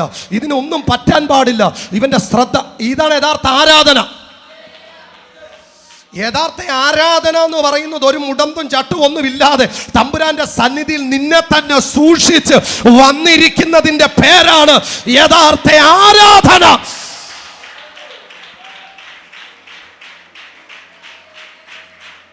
നിങ്ങൾ ചുമ്മാ ഇമാജിൻ ചെയ്താൽ മതി. ഞാൻ ആടിനെ വളർത്തിയിട്ടുണ്ട്. എൻ്റെ പൊന്നോ, അതിനെ ഒന്ന് അഴിച്ചു കെട്ടി ഇച്ചിരി തീറ്റയും കൊടുത്ത് വീട്ടിൽ കൊണ്ട് കെട്ടണമെങ്കിൽ നമ്മുടെ കട്ടയും പടവും അത് മുടക്കും. പശുവാണെ പറഞ്ഞാൽ കേൾക്കുമെന്ന്. കാളെ നിങ്ങൾ ശ്രദ്ധിക്കണം. പശുവാണെ എന്ത് ചെയ്യും? കഴിഞ്ഞ ദിവസം എന്നോട് ഒരാൾ ചോദിച്ചു, പാസ്റ്റർ ഈ പശുവും കാളെ ഒന്നാണോ എന്ന്. എന്നിട്ട് ചില 2-3 സംശയം. പോത്ത് ഞാൻ പറഞ്ഞല്ല. ഈ കാളെന്ന് പറയുമ്പോൾ നിങ്ങൾ ചിന്തിക്കും കാള പിടിക്കുന്നിടത്ത് നിൽക്കത്തില്ല. ആടിനെ പോലെ അനുസരണം ഇല്ലാത്തൊരു സാധനം ലോകത്തിൽ വേറെയില്ല. ആടിനെ വളർത്തിയിട്ടുണ്ടെങ്കിൽ അറിയാം, നീ അമ്മണിയും നല്ല കിമ്മണിന്ന് വിളിച്ചാലും പുള്ളിക്കാരി തെക്കോട്ട് പോകും. അന്നേരം അതിൻ്റെ അർത്ഥം ഇതിനെ വീട്ടിൽ നിന്ന് നമ്മൾ ഇതിനെയൊക്കെ ഈ യാഗത്തെക്കുറിച്ചും ആരാധനയെക്കുറിച്ചുമൊക്കെ നിങ്ങൾ 3 ദിവസം അബ്രഹാം വിറക് കീറിക്കെട്ടി സ്വന്തം മകനെ അറുക്കാൻ വേണ്ടി 3 ദിവസം യാത്ര ചെയ്തപ്പോൾ ആ മനുഷ്യൻ അനുഭവിച്ച മനോവ്യത എന്താണെന്നറിയാമോ? 24 വർഷം കാത്തിരുന്ന് കിട്ടിയവൻ. നിങ്ങൾ ചിന്തിക്കുന്ന പോലെ ജനിച്ചതിൻ്റെ അന്ന് 4-ാമത്തെ ദിവസമല്ല ചോദിച്ചത്, 8-ാം നാളിലല്ല ഇസഹാക്കിനെ ചോദിച്ച്. ബാല്യക്കാർ കീറിക്കെട്ടിയ വിറക് തോളിച്ചുമെന്ന് കയറ്റാൻ പരുവത്തിലൊരു 25-30 വയസ്സ് പ്രായമുള്ള മോനെയാണ് തമ്പുരാൻ യാഗത്തിന് ചോദിച്ച്. എന്ന് പറഞ്ഞാൽ അബ്രഹാമിൻ്റെ മുഴുവൻ ഹൃദയവും മുഴുവൻ ആഗ്രഹവും വാഞ്ചയും എല്ലാം ഇസഹാക്കിൻ്റെ മേൽ വീണപ്പോൾ ഒറ്റ ചോദ്യം, തരാൻ പറ്റുമോ? ആരാധന എന്ന് പറയുന്നത് വിലയില്ലാത്ത പരിപാടിയല്ല. സൺഡേ ചുമ്മാതെ ഞായറാഴ്ച മൊത്തം ശനിയാഴ്ച മുഴുവൻ കിടന്നുറങ്ങി കണ്ടടത്ത് മുഴുവൻ നടന്നിട്ട് ബൈബിൾ എടുത്തോട് വരുന്നതിന്റെ പേരല്ല ആരാധന. അതിനൊരു സമർപ്പണമുണ്ട്, അതിനൊരു ഡെഡിക്കേഷൻ ഉണ്ട്.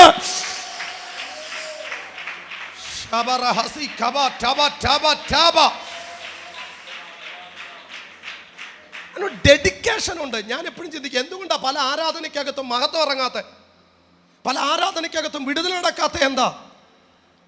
ഡെഡിക്കേഷൻ, സമർപ്പണം. ഒരു ദൂത് കിട്ടിയപ്പോൾ തലേ ദിവസം വിറക് കീറി വെച്ച് 3 ദിവസത്തെ വഴിദൂരം നടന്ന്. അല്ല, നമ്മൾ ചുമ്മാതെ ആവേശത്തിൽ പ്രസംഗിച്ചാലൊന്നും കാട്ടിക്കുരുങ്ങിയ ആടിനെയൊന്നും കിട്ടത്തൊന്നുമില്ല. കാട്ടിക്കുരുങ്ങി ഞാൻ എപ്പോഴും പറയും, അബ്രഹാം വാളോങ്ങുമ്പോൾ കഴുത്തിനും വാളിനും ഇടയിൽ ആ ശബ്ദം വന്നേ. അല്ലാതെ യാഗപീഠം ഒരുക്കിയപ്പോഴല്ല, വീട്ടിൽ നിന്ന് ഇറങ്ങിയപ്പോഴല്ല, മല കണ്ടപ്പോഴല്ല, ആ ഇസഹാക്കിനെ കെട്ടി യാഗപീഠത്തിൽ കിടത്തിയപ്പോഴല്ല, അവന്റെ കഴുത്തിനും വാളിനും ഇടയിൽ ആ മകനെ തുടരുത്.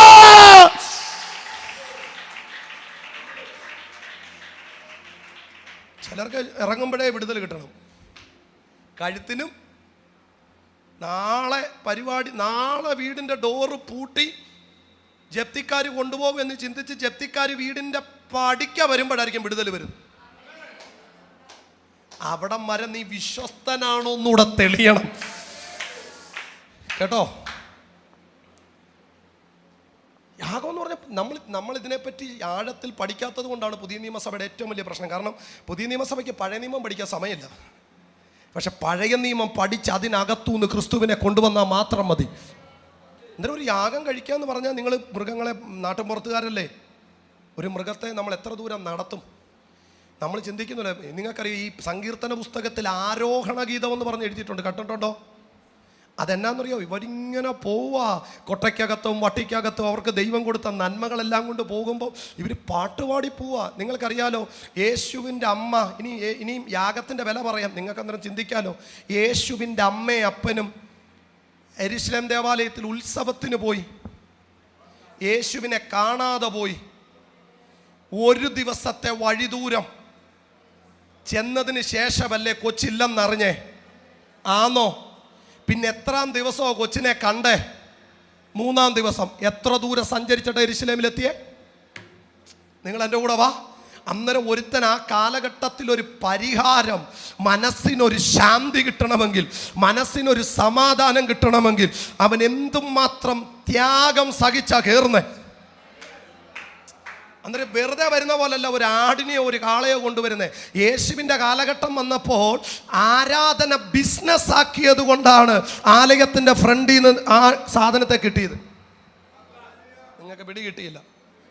ഈ ആരാധന ബിസിനസ് ആകുന്നിടത്തെല്ലാം ആരാധനയ്ക്കുള്ളത് ആലയത്തിൻ്റെ ഫ്രണ്ടിൽ നിന്ന് കിട്ടും അല്ലേ?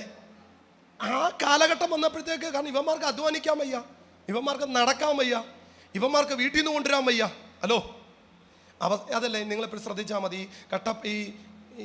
അധികം കുറ്റമല്ല കേട്ടോ, ഞാൻ കാര്യം അങ്ങ് പറയുക. അധികം ആരും ഈ ഗ്രാമങ്ങളിൽ സഭ നടത്തത്തില്ല. കാരണം ഇച്ചിരി പാടാ ക്ലച്ച് പിടിക്കാൻ. കാരണം വീട്ടിൽ നിന്നേ കെട്ടിയൊക്കെ കൊണ്ടുവരേണ്ട വരും. പക്ഷെ ടൗണിലാകുമ്പോൾ വണ്ടിക്ക് വന്ന് ഇറങ്ങിയാൽ മതി, ഈസിയാണ്. മനസ്സിലാവുന്നു? എന്നിട്ട് ഇത് തന്നെയാണ് യെരൂശലേമിലും നടന്നത്. അന്നേരം ആ കാലഘട്ടത്തിൽ ഒരു യാഗം നടക്കണമെങ്കിൽ എന്ത് ചെയ്യണം? വീട്ടിൽ നിന്ന് കൊണ്ടുവരണം. 1-2 ദിവസമൊക്കെ നടന്ന് ഇതിനെയും കൊണ്ട് വരുമ്പോഴത്തേക്ക് ഇവന് ഒരു തീരുമാനം എടുക്കും, ഇനി ഒരു പാപത്തിനോ ഇനി ഒരു പരിപാടിക്ക് എന്ത് ചെയ്യത്തില്ല, ഇനി വരുക മാത്രം. വരുന്ന വഴിക്ക് ഇത് കുഴി വീഴാൻ പാടില്ല, ഇതിനെ വേറൊന്നും കടിക്കാൻ പാടില്ല. കാരണം ഊനമില്ലാത്തതിനെ കൊടുത്താലേ പാപം മോചിക്കുക, അല്ലെ അവിടുന്ന് ഇവിടം വരെ വന്നത് വ്യർത്ഥമായി. എന്നിട്ട് ഇവന്റെ ശ്രദ്ധ മുഴുവൻ എവിടെ? ഇവനെ ശ്രദ്ധിക്കുന്നതിനേക്കാൾ കൂടുതൽ ഈ യാഗത്തിന് വരുമ്പോൾ ഇവന്റെ ശ്രദ്ധ ഈ മൃഗത്തിലാണ്. മനസ്സിലാവുന്നുണ്ടോ? എന്നാൽ യേശുവിൻ്റെ അപ്പനും അമ്മയും ഞാൻ പറഞ്ഞു വരുന്നതിൻ്റെ കാരണം, ഈ യാഗം കഴിക്കാൻ വന്നപ്പോൾ അവിടെ ഇങ്ങനെ എഴുതിയിരുന്ന് എന്തിനേയും കൊണ്ട് വന്നെന്നാ? പ്രാവിനെയും കൊണ്ട്. അത് അവരുടെ സമ്പത്തില്ലായ്മയുടെ. ഇനി പ്രാവില്ലെങ്കിൽ അടുത്തൊരു ഓപ്ഷൻ കൂടെ ഉണ്ടായിരുന്നു, ഒരു പിടി മാവായാലും മതി, ഒരു പിടി തരി മാവായാലും മതി. വായിച്ചു നോക്കിയാൽ മതി, യാഗത്തിന് പല ഓപ്ഷനുകളുണ്ട്.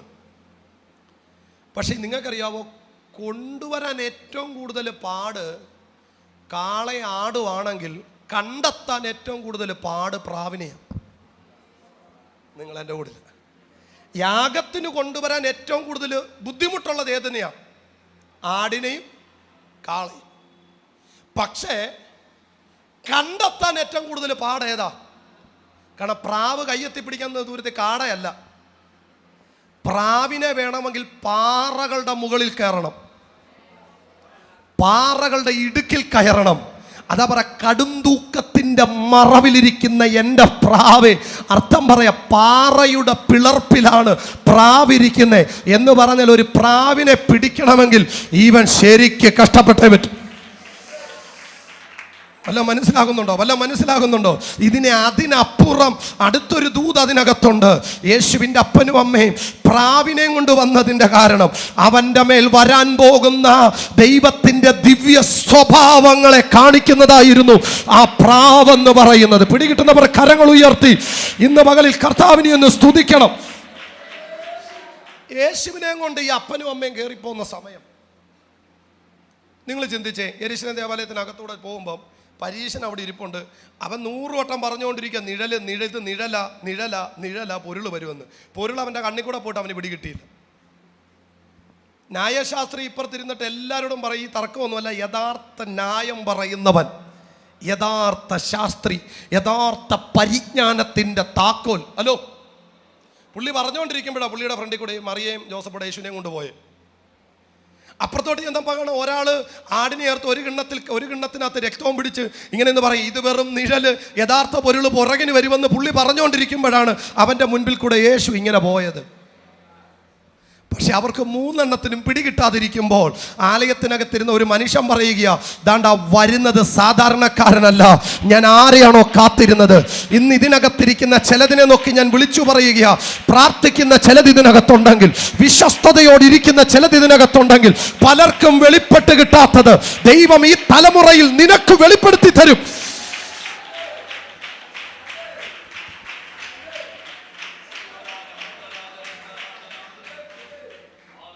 ഇവൻ ആലയത്തിന്റെ ഫ്രണ്ടിൽ ഇരുന്ന് ഇവൻ 10-40 വർഷമായിട്ട് ഈ അച്ഛന്മാരുടെ യാഗവും ഇവരുടെ പ്രസംഗവും ഇവർ അബ്രഹാമോ അത് ഇതൊക്കെ പറഞ്ഞ് കേട്ടുകൊണ്ടിരിക്കുക. അങ്ങനെ ഇരിക്കുമ്പോൾ കാണാം, ദാണ്ടടാ ഈ ആലയത്തിനകത്ത് ഈ പുള്ളി യേശുവിൻ്റെ കാലഘട്ടം വന്നപ്പോൾ ഭയങ്കര നാണ്യ വിനിമയം ആലയത്തിനകത്ത് കയറി.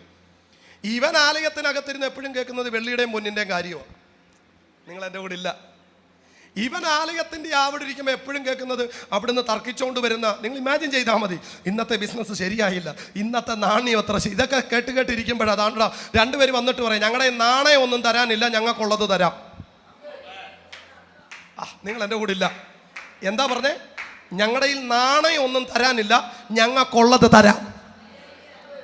അടുത്ത പദം പറഞ്ഞിട്ട് ഞങ്ങൾക്കുള്ളത് തരാന്ന് പറഞ്ഞിട്ട് കൊടുത്ത എന്താണെന്നറിയോ? യേശുവിന്റെ നാമത്തിൽ എഴുന്നേക്കാം. ഇനിയും പറയാൻ പോവാ. ഇവൻ ചോദിച്ചതെന്നാ? വെള്ളിയും പൊന്നും. അന്നേരം പത്രോസും യോഹന്നാനും അവിടെ നിന്നോട് പറഞ്ഞു, ഞങ്ങളുടെ കയ്യിൽ ഊരാൻ മോതിരമില്ല, ഞങ്ങളുടെ കയ്യിൽ ഊരാൻ മാലയില്ലെന്നല്ല പറഞ്ഞേ, ഞങ്ങളുടെ കയ്യിൽ പണമില്ലെന്നാ പറഞ്ഞേ. നിങ്ങൾ എൻ്റെ കൂടെ ഇല്ല. കാരണം യേശുവിൻ്റെ അടുക്കൽ ഒരു നാണയം കൊണ്ടുവന്നിട്ട് ചോദിച്ചു, ഈ വെള്ളി നാണയത്തിൻ്റെ സ്വരൂപം എന്താ?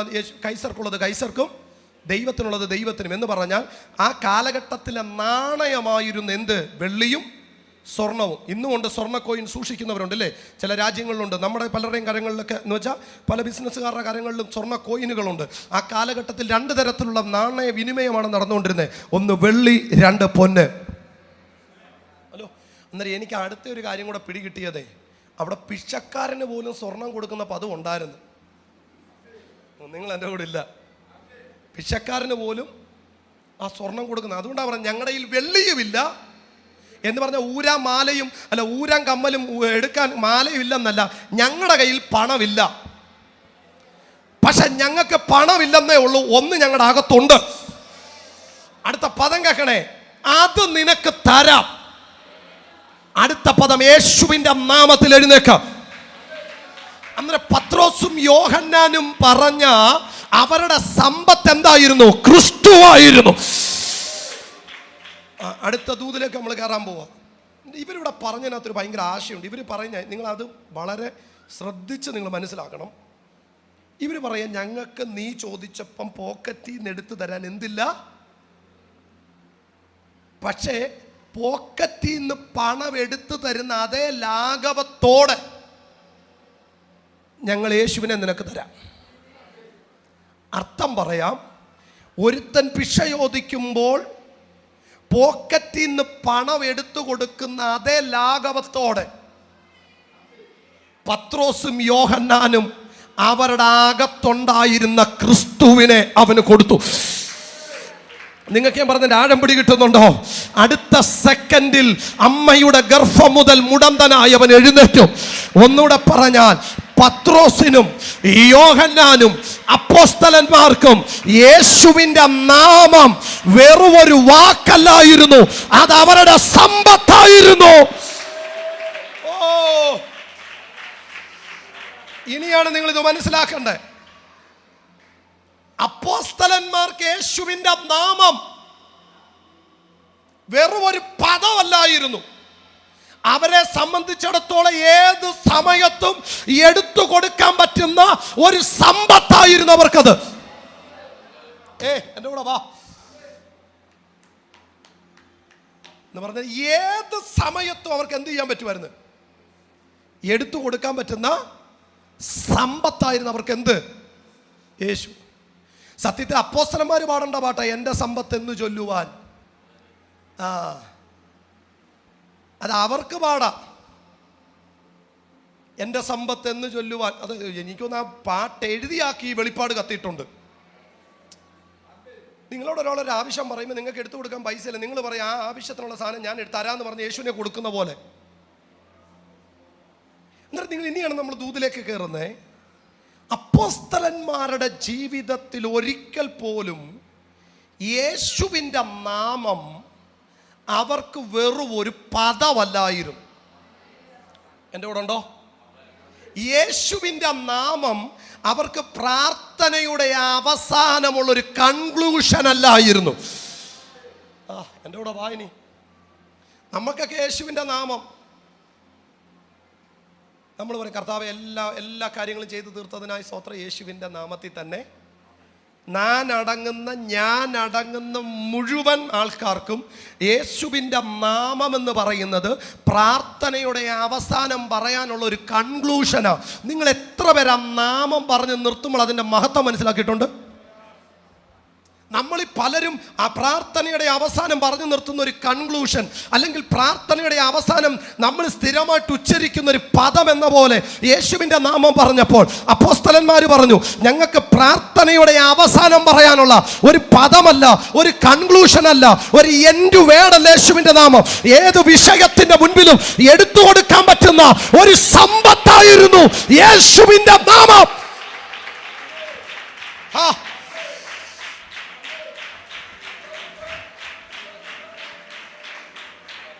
നിങ്ങൾ പ്രവൃത്തിയുടെ പുസ്തകം വായിച്ചു നോക്ക്. അപ്പോസ്തലന്മാര് എവിടെങ്കിലും നാവ് തുറന്നാൽ അവരാദ്യം ഉപയോഗിച്ച പദം യേശുവിൻ്റെ നാമമാ. ഇന്ന് പകല് മുതൽ അറിയണം, പ്രാർത്ഥനയുടെ അവസാനം യേശുവിൻ്റെ നാമത്തിൽ തന്നെ. പ്രാർത്ഥനയുടെ അവസാനം പറയേണ്ട പദമല്ലത്, ഒരു എൻഡ് വേർഡ് അല്ലത്, ഒരു കൺക്ലൂഷന്റെ പദമല്ലത്. അത് അടുത്ത തലമുറയ്ക്ക് നിനക്ക് കൊടുക്കാനുള്ള സമ്പത്താന്ന് എന്ന് നിനക്ക് ബോധ്യത വരുന്നു, അന്ന് നീ പ്രാർത്ഥിച്ചാൽ മുടന്തൻ നടക്കും.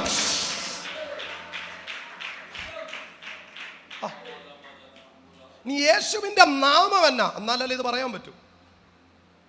യേശുവിൻ്റെ നാമം എന്ന് പറഞ്ഞാൽ എന്നാ?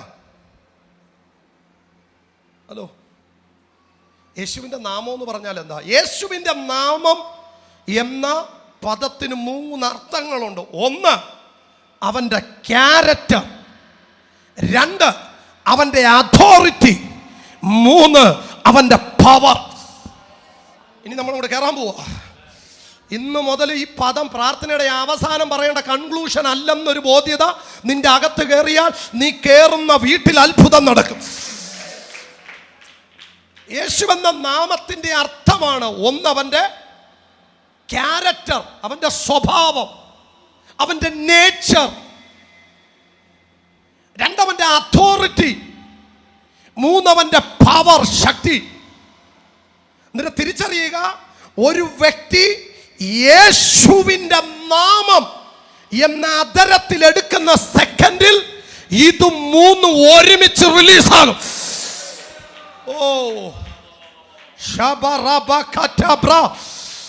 ഒന്നുകൂടെ പറയും, ഇവിടുത്തെ ഒരു കൊച്ചു കുഞ്ഞ് എഴുന്നേറ്റ് നിന്ന് യേശുവിൻ്റെ നാമം എന്ന് പറയുന്ന സെക്കൻഡിൽ അവന്റെ സ്വഭാവം വെളിപ്പെടും, അവന്റെ അധികാരം വെളിപ്പെടും, അവന്റെ ശക്തി വെളിപ്പെടും.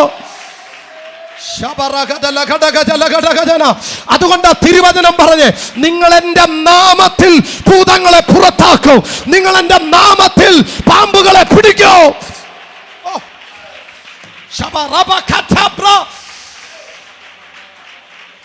യേശുവിന്റെ ശ്രദ്ധിക്കുക, ഇന്നലെ വരെ നിങ്ങൾ ചുമ്മാതെ യൂസ് ചെയ്തൊരു വേർഡിനെ നിങ്ങൾ അതിൻ്റെ റിയാലിറ്റി തിരിച്ചറിഞ്ഞിട്ട് പറയും, എൻ്റെ നാമത്തിൽ നിങ്ങൾ എന്ത് ചെയ്യും? ഭൂതങ്ങളെ പുറത്താക്കും. എൻ്റെ നാമത്തിൽ നിങ്ങൾ സർപ്പങ്ങളെ പിടിച്ചെടുക്കും, എൻ്റെ നാമത്തിൽ നിങ്ങൾ രോഗികളെ സൗഖ്യമാക്കും. കണ്ടോ? അല്ലാതെ പ്രാർത്ഥനയുടെ അവസാനം ആമേൻ പറയാനുള്ളതല്ല യേശുവിൻ്റെ നാമം. ഇന്ന് യേശുവിൻ്റെ നാമത്തിൽ നിന്റെ കയ്യിലുള്ളൊരു സമ്പത്തായിട്ട് അതിനെ കാണ്. എൻ്റെ നാമത്തിൽ ഭൂതങ്ങളെ പുറത്താക്കും, എൻ്റെ നാമത്തിൽ സർപ്പങ്ങളെ പിടിച്ചെടുക്കും, എൻ്റെ നാമത്തിൽ രോഗികളെ സൗഖ്യമാക്കും. എൻ്റെ നാമം നിമിത്തം നിങ്ങൾ വിഷകരമായി എന്തു കുടിച്ചാലും നിങ്ങൾക്ക് ഹാനി വരുത്തില്ല. ഇന്ന് പകലിൽ റാഫ ചർച്ച് ഇത് അറിഞ്ഞിട്ട് ഇന്ന് പകലൊന്ന് എഴുന്നേറ്റ് നിന്നാൽ പാതാള ഗോപുരങ്ങൾ വിറയ്ക്കോ, ചിലതിന്റെ അടിസ്ഥാനങ്ങൾ ഇളകോ.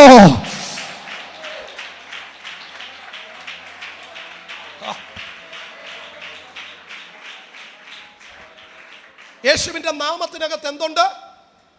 പറ മക്കളെ, അവന്റെ അതോറിറ്റി, അവന്റെ അധികാരം, അവന്റെ നേച്ചർ, അവന്റെ സ്വഭാവം, അവന്റെ ശക്തി, അവന്റെ പവർ. ഒരാൾ യേശുവിൻ്റെ നാമം എന്നൊരു സ്ഥലത്ത് പറഞ്ഞാൽ ഇത് 3 ഒരുമിച്ച് എഴുന്നേറ്റ് നിൽക്കും. മനസ്സിലാകുന്നുണ്ടോ? മനസ്സിലാകുന്നുണ്ടോ? ഞാൻ കുറച്ചുകൂടെ നിങ്ങളുടെ അകം തിളക്കി. എനിക്കറിയത്തില്ല, ഇതിനകത്തുനിന്ന് ചില ശിസ്തുലൊക്കെ കുഞ്ഞുങ്ങളുടെ മേൽ ഭയങ്കര ശുശ്രൂഷ ചലിക്കും. നിങ്ങൾക്കറിയാം, ഏറ്റവും കൂടുതൽ മുസ്ലിം സഹോദരങ്ങളാൽ തിങ്ങി നിറഞ്ഞ പട്ടണമാണ് ഇന്തോനേഷ്യ. ഇന്തോനേഷ്യ ഏതാ? ഇന്തോനേഷ്യ. ഇനി നിങ്ങൾ എൻ്റെ കൂടെ വരണം. ഇന്തോനേഷ്യ. ഇന്ന് ചിലരുടെ കയ്യിൽ നിങ്ങൾ ചിന്തിക്കണം, ഇന്ന് നമുക്ക് ചില കീ കിട്ടിയാലല്ലേ ഡോറ് തുറക്കാൻ പറ്റും, അല്ലേ? ഡോറ് തുറക്കണമെങ്കിൽ എന്ത് വേണം? കീ വേണം. ഇത് കീയാ. ഇന്നലെ വരെ നിങ്ങൾ ചിന്തിച്ചത് മുഴുവൻ ഇത് പ്രാർത്ഥനയുടെ അവസാനം പറയാനുള്ള വെറും ഒരു പദം അല്ല, ഇതൊരു കീയാ. ഇത് പ്രാർത്ഥനയുടെ അവസാനമല്ല, ഇത് പ്രാർത്ഥിക്കുമ്പം പറയേണ്ട പദം. ഏറ്റവും കൂടുതൽ മുസ്ലിം സഹോദരങ്ങളാൽ നിറഞ്ഞ സ്ഥലമായിരുന്നു ഏത്? ഇന്തോനേഷ്യ. ആ പട്ടണത്തിൽ ഒരിക്കൽ നിങ്ങൾ റിവൈവൽ ഹിസ്റ്ററി പഠിച്ചിട്ടുള്ളവരാണെങ്കിൽ നിങ്ങൾക്ക് വായിക്കാൻ പറ്റും. ടി.എൽ. ഓസ്ബോൺ എന്ന് പറയുന്ന ഒരു ദൈവ മനുഷ്യനുണ്ട്. ഏറ്റവും കൂടുതൽ ഹീലിംഗ് മിനിസ്ട്രി ചെയ്ത ഒരു ദൈവ മനുഷ്യനായിരുന്നു ടി.എൽ. ഓസ്ബോൺ. അദ്ദേഹം ഇന്തോനേഷ്യയിൽ ഒരു വലിയ മീറ്റിംഗ് നടത്താൻ പ്ലാൻ ചെയ്തു. ആയിരക്കണക്കിന് 10,000 ആൾക്കാർ ആ മീറ്റിങ്ങിനകത്ത് വന്നു. 100-ലധികം രോഗികളെ സ്ട്രെച്ചറിലും വീൽ ചെയറിലും കോട്ടയിലും ഒക്കെ കൊണ്ടിങ്ങനെ ഇരുത്തിയിരിക്കുക. ഇദ്ദേഹം പ്രാർത്ഥിച്ച സൗഖ്യം നടക്കും. അങ്ങനെ 10,000-ലധികം ആൾക്കാരും 100-ലധികം രോഗികളും വീൽ ചെയറിലും സ്ട്രെച്ചറിലും ഒക്കെ കൊണ്ടിങ്ങനെ ഇരുത്തിയിരിക്കുക. അന്നേരം കാണാം 100-ലധികം വരുന്ന മുസ്ലിം സഹോദരങ്ങൾ ഒരുമിച്ച് ഈ മീറ്റിങ്ങിനകത്തേക്ക് കയറി വന്നു. എന്നിട്ട് അവർ വന്നിട്ടൊരു പദം പറഞ്ഞു, നിങ്ങളിവിടെ മീറ്റിംഗ് നടത്തുന്നതിൽ ഞങ്ങൾക്കൊരു വിരോധവും. നിങ്ങളിവിടെ മീറ്റിംഗ് നടത്തുന്നതിൽ എന്തില്ല? ഞങ്ങൾക്ക് ഒരു വിരോധമില്ല. പക്ഷെ ഒറ്റ കാര്യം, ഞങ്ങളുടെ ഗ്രന്ഥം ഇവിടെ പ്രസംഗിച്ചതിന് ശേഷമേ നിങ്ങളുടെ ബൈബിള് പ്രസംഗിക്കാൻ പറ്റൂ. അവർ പറഞ്ഞ അത്രയേ ഉള്ളൂ. പറഞ്ഞു, ഞങ്ങളുടെ ഗ്രന്ഥം പ്രസംഗിച്ചതിന് ശേഷം മാത്രമേ എന്ത് ചെയ്യാൻ പറ്റത്തുള്ളൂ, നിങ്ങളുടെ ബൈബിള് പ്രസംഗിക്കാൻ പറ്റും. അവർ വളരെ മാന്യമായ രീതിയിലാണ് സംസാരിച്ചത്. അന്നേരം ഈ മീറ്റിങ്ങിന് 10,000-കണക്കിന് ആൾക്കാർ ഇരിക്കുന്നു. ടിയലോസ്മോൺ സ്റ്റേജിലിരിക്കുന്നു. സംഘാടകരാകെ വിഷമത്തിലായി. കാരണം മീറ്റിംഗ് തുടങ്ങാൻ സമയമായപ്പോഴാണ് ഇവർ പെട്ടെന്ന് വന്നത്. അവസാനം ടിയലോസ്മോണിൻ്റെ ഭാര്യയോടാണ് ഇവരിത് പറഞ്ഞത്. ഭാര്യ എന്നവർക്ക് അറിയത്തില്ലായിരുന്നു. അദ്ദേഹത്തിൻ്റെ ഭാര്യ മേഴ്സി എന്നാണ് തോന്നുന്നു പേര്. ആ സിസ്റ്ററിനോടാണ് വന്ന് പറഞ്ഞ്, ഞങ്ങൾക്കിവിടെ ഞങ്ങളുടെ ഗ്രന്ഥം പ്രസംഗിച്ചതിന് ശേഷം മാത്രമേ നിങ്ങളുടെ ഗ്രന്ഥം എന്ത് ചെയ്യാൻ പറ്റത്തുള്ളൂ, പ്രസംഗിക്കാൻ പറ്റത്തുള്ളൂ. ഈ സ്ത്രീ വളരെ പരിജ്ഞാനത്തോടു കൂടി പറഞ്ഞു, സഹോദരന്മാരെ, നിങ്ങൾ പറഞ്ഞത് സത്യമാണ്. നിങ്ങളുടെ രാജ്യമായത്, നിങ്ങളുടെ ഗ്രന്ഥം പ്രസംഗിച്ചതിന് ശേഷം മാത്രമേ ഇത് പ്രസംഗിക്കത്തുള്ളൂ എന്ന് പറഞ്ഞിട്ട് അവരടുത്തൊരു കാര്യം പറഞ്ഞു. ഒരു കാര്യം ചെയ്യും, നിങ്ങൾ പറഞ്ഞതിനെ ഞാൻ എഗ്രി ചെയ്യാം, ഞങ്ങൾ എഗ്രി ചെയ്യാം. ഒറ്റ കാര്യം ചെയ്യണം. അവരിങ്ങനെ വിരൽ ചൂണ്ടിയിട്ട് പറഞ്ഞു, ദാണ്ട കൊട്ടയ്ക്കകത്തിരിക്കുന്ന ആളെ കണ്ടോ? ഒരു മനുഷ്യനെ ചുരുട്ടി കൂട്ടി കൊട്ടയ്ക്കകത്ത് വെച്ചേക്കുക. അവർ പറഞ്ഞ പദം ഇതാണ്, ആ കൊട്ടയ്ക്കകത്തിരിക്കുന്ന ആളെ അങ്ങ് എഴുന്നേൽപ്പിച്ചിട്ട് നിങ്ങളുടെ ഗ്രന്ഥം അങ്ങ് പ്രസംഗിച്ചോളാൻ പറഞ്ഞു. നിങ്ങൾ എൻ്റെ കൂടെ ഇല്ല. ഈ വന്ന 100-ലധികം സഹോദരങ്ങൾ പറഞ്ഞു, അതൊരിക്കലും നടക്കത്തില്ല, ഞങ്ങളെ കൊണ്ടെന്നല്ല നിങ്ങളെ കൊണ്ടും നടക്കത്തില്ല. ഉടനെ ടിയലോസ്മോണിന്റെ ഭാര്യ മേഴ്സി പറഞ്ഞു, അത് ഞങ്ങൾ ചെയ്താലോ? ഇദ്ദേഹത്തിന്റെ മറുപടി, ഇന്ന് വന്ന ഈ 100 പേര് മാത്രമല്ല, ഞങ്ങളുടെ കൂട്ടത്തിലുള്ള മുഴുവൻ ആൾക്കാരും നിങ്ങൾ പറയുന്ന ഈ പുസ്തകത്തെ വിശ്വസിക്കും. എന്താ സംഭവിച്ചെന്നറിയാവോ? ടിയലോസ്മോണിന്റെ ഭാര്യയ്ക്ക് പ്രസംഗിക്കാൻ അറിയത്തില്ല. പക്ഷെ അവർക്കൊരു കാര്യം അറിയാം, അവരുടെ ഭർത്താവ് ഏതു രോഗിയുടെ മേൽ കൈവച്ചാലും ഉപയോഗിക്കുന്ന ഒരു പദമുണ്ട്, യേശുവിന്റെ നാമം. ആ സിസ്റ്റർ അവിടെ നിന്നോണ്ട് ആ കൊട്ടയ്ക്കകത്ത് ചുരുണ്ടിരിക്കുന്നവനെ നോക്കിയിട്ട് പറഞ്ഞു, യേശുവിന്റെ നാമത്തിൽ എഴുന്നേൽക്ക. അടുത്ത സെക്കൻഡിൽ കൊട്ടയ്ക്കകത്തിരുന്നവൻ നിവർന്നു വന്നു. കാരണം ആ നാമം പറഞ്ഞപ്പോൾ അവന്റെ സ്വഭാവം, അവന്റെ അധികാരം, അവന്റെ ശക്തി വെളിപ്പെട്ടു.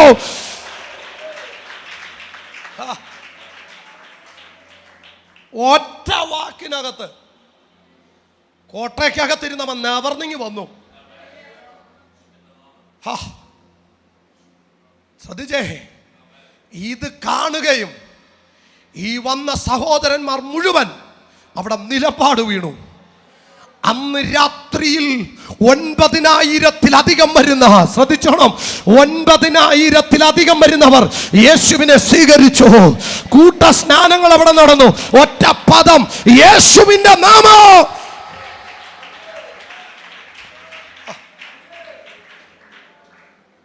നിങ്ങൾ മേരി കോവൂർ എന്ന് കേട്ടിട്ടുണ്ടോ? ഉള്ളൊരു കര ഉയർത്തി.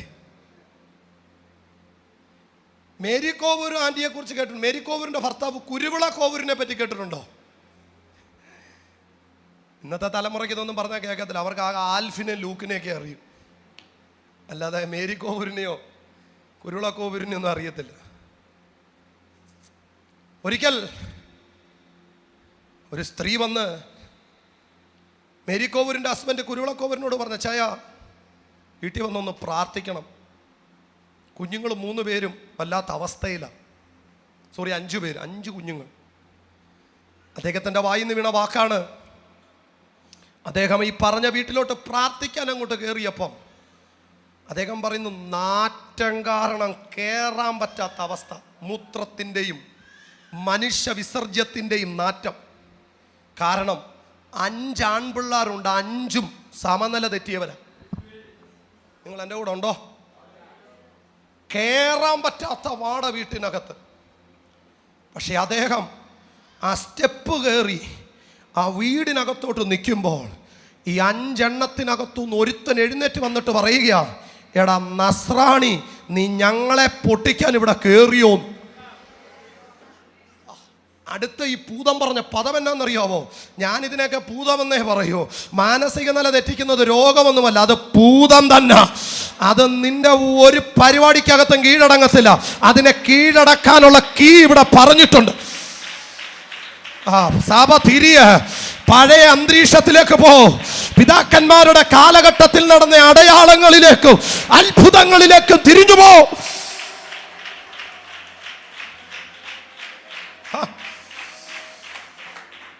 ഈ കൂട്ടത്തിന് ഏറ്റവും മൂത്തവനാന്നാ അദ്ദേഹം പറഞ്ഞേ. ഇങ്ങോട്ട് എഴുന്നേറ്റ് വന്നിട്ട് പറഞ്ഞു, നീ ഞങ്ങളെ തകർക്കാൻ വന്നതാ. അടുത്ത പദം, തൻ്റെ ഇടമുണ്ടെങ്കിൽ ഇങ്ങോട്ട് കയറി നിൽക്കടാ, ഇവിടെ കുഴിച്ചിട്ടിരിക്കുന്നതെന്ന്. ഓ, ഇതൊക്കെ ആത്മലോകത്ത് നടക്കുന്നേ, അല്ലാതെ നീ ചിന്തിക്കുന്ന പോലെ ഈ ബഹളവും ചാട്ടവും പരിപാടിയൊന്നും അല്ല. ആത്മലോകം കണ്ട് പ്രാർത്ഥിക്കുക. അല്ല, നമ്മൾ പറഞ്ഞ 4 ചാട്ടവും 4 കയ്യടിയും 4 ഇതിൻ്റെ ഈ കീബോർഡും പാട്ടിൻ്റെ താളവും ആത്മമണ്ഡലം വേറെയാ. അതിനർത്ഥം പാട്ട് വേണ്ടെന്നോ കീബോർഡ് വേണ്ടെന്നല്ല. ഇവർ ആരോനെ പോലുള്ളവരെ എല്ലാം സപ്പോർട്ട് ചെയ്യുകയും അവരെനിക്ക് പ്രസംഗിക്കുക എപ്പോഴും കീബോർഡ് ബാക്കപ്പ് വേണം. പക്ഷെ ഞാൻ ഇങ്ങനൊരു വിഷയം ആയതുകൊണ്ടാണ് ഇന്ന് ബാക്കപ്പ് വേണ്ടെന്ന് വെച്ച്. ഞാൻ കീബോർഡ് വെച്ചാൽ പാട്ട് പ്രസംഗിക്കുന്നേക്കാം. പക്ഷെ ചില മെസ്സേജ് പറയാം. കഴിഞ്ഞ ദിവസം ഒരു കൺവെൻഷന് പോയിട്ട് ചെരുപ്പിട്ടില്ല. കാരണം എന്നോട് ദൈവം പറഞ്ഞു ചെരുപ്പിടല്ലോ എന്ന് പറഞ്ഞാൽ. കൺവെൻഷന് പോയപ്പം ചെരുപ്പിട്ടില്ലെന്നല്ല പറഞ്ഞേ. സാധാരണ ഞാൻ ചെരുപ്പ് ഊരാതെ കൺവെൻഷൻ വേദി ഇരിക്കത്തില്ല. പക്ഷെ അന്ന് എന്നോട് ദൈവം പറഞ്ഞു ചെരുപ്പ് ഊരിയിട്ടിട്ട് പ്രസംഗിക്കാൻ പറഞ്ഞു. അന്ന് ഞാൻ ചെരുപ്പ് ഊരിയിട്ടാണ് പ്രസംഗിച്ചത്. ഇത് തിരിച്ചറിയാൻ നമുക്ക് മനസ്സിലാവണം. അല്ലാതെ നമ്മൾ ചുമ്മാതെ ഈ കാണുന്ന ഈ കയ്യടി ഇതൊന്നും അല്ല മക്കളെ. ഇതിനപ്പുറം ഒരു ലോകമുണ്ട്. പല വിഷയം അവിടെ അഴിഞ്ഞാലേ ഇവിടെ റിസൾട്ട് വരൂ. പിടികിട്ടുന്നോ? അതിന് നിന്റെ അകക്കണ്ണ് നീ തുറക്കണം.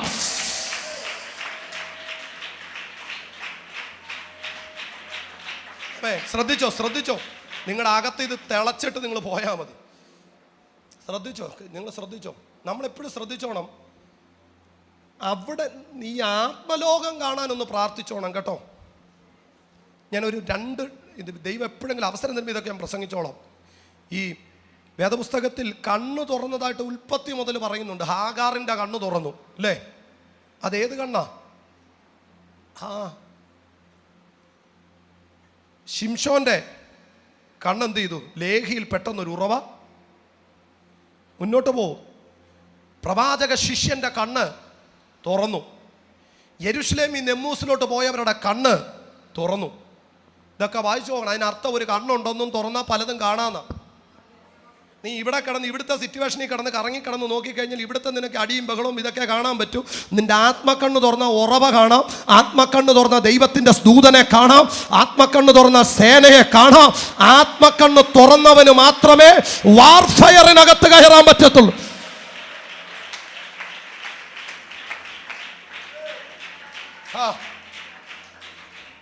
ഞാൻ അതുകൊണ്ടാണ് ഇത് പറഞ്ഞു വരുന്നത്. കാരണം അന്യമായി പോയ ഒരു സാധനത്തെ തിരിച്ചു കൊണ്ടുവരാൻ പോവുക.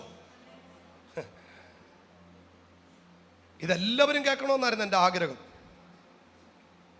എന്നിട്ട് ഇദ്ദേഹം അങ്ങോട്ട് ആ വീട്ടിലോട്ട് കയറുകയും, കുരുവിളക്കോവൂർ എന്ന് പറയുന്ന ദൈവമനുഷ്യൻ ആ വീട്ടിലോട്ട് കയറുമ്പോൾ ആ വീട്ടിനകത്തെ 5 എണ്ണത്തെ ചങ്ങലയിൽ പൂട്ടിക്കളഞ്ഞ ആ ദുരാത്മമണ്ഡലം എഴുന്നേറ്റ് വന്നിട്ട് പറയുക, തൻ്റെ ഇടം ഉണ്ടെങ്കിൽ ഇങ്ങോട്ട് നിൽക്കടാ, ഇവിടെ കുഴിച്ചിട്ടേന്ന്. കുരുവിളക്കോവൂർ അവിടെ നിന്നുകൊണ്ട് പറഞ്ഞൊരു പദമുണ്ട്, അയ്യോ എളുപ്പമായി, അല്ല ഇത് കണ്ടുപിടിക്കാൻ 40 ദിവസം ഇരുന്നേനെ. നിങ്ങൾക്ക് മനസ്സിലായില്ല. അല്ലാതെ തൻ്റെ ഇടം ഉണ്ടെ കയറി നിൽക്കടാ, ഇവിടെ കുഴിച്ചിട്ടെന്ന് പറഞ്ഞപ്പോൾ കാലും എടുത്ത് പുറകോട്ട് ഓടിയെന്നല്ല. ഞാൻ എപ്പോഴും ചിന്തിക്കും, പക്ഷേ ഇന്നത്തെ മീറ്റിങ്ങിനകത്തൊക്കെ ഒരു പൂത വിളകിയ പറഞ്ഞു വിടുന്നത് റയറാണ്. ഞാൻ പറഞ്ഞ മിക്കവാറും പണ്ടൊക്കെ അങ്ങനെയല്ല, ഒരു പൂത വിളകി അവനെ വിട്ടിട്ട് അന്നത്തെ ഉപദേശിച്ച് പോവും. തൻ്റെ ഇടം ഉണ്ടെങ്കിൽ ഇങ്ങോട്ട് കയറി നിൽക്കടാന്ന് പറഞ്ഞു. ഇവിടെ അടാ കുഴിച്ചിട്ടിരിക്കുന്നതെന്ന് പറഞ്ഞു. ഉപദേശി പറഞ്ഞു, ആഹാ 10, 40, 21 ഇരുന്ന് എവിടാ കുഴിച്ചിട്ടേന്ന് കണ്ടുപിടിക്കേണ്ട സ്ഥാനത്ത് നീ തന്നെ പറഞ്ഞല്ലോ എന്ന് പറഞ്ഞിട്ട് ആ പൈശാചിക മേഖല പറഞ്ഞൊരു ശബ്ദമുണ്ട്, തെക്ക് വടക്ക് നീ തെറിക്കുവിടാം. അതിനർത്ഥം മനസ്സിലായോ? ഓരോ വാക്കിനും അർത്ഥമുണ്ട്. എന്ന് പറഞ്ഞാൽ എടാ തൻ്റെ ഇടം ഉണ്ട് ഇവിടെ കയറടാ, നിന്റെ ഡെഡ് ബോഡി ഇവിടുന്ന് കൊണ്ടുപോടാ, തെക്ക് വടക്ക് കിടക്കുമെന്ന്. മനസ്സിലായോ? തൻ്റെ ഇടം ഉണ്ട് കയറി നിൽക്കടാ, നിന്റെ ഡെഡ് ബോഡി ഇവിടുന്ന് കൊണ്ടുപോകുന്നാ പറഞ്ഞേ.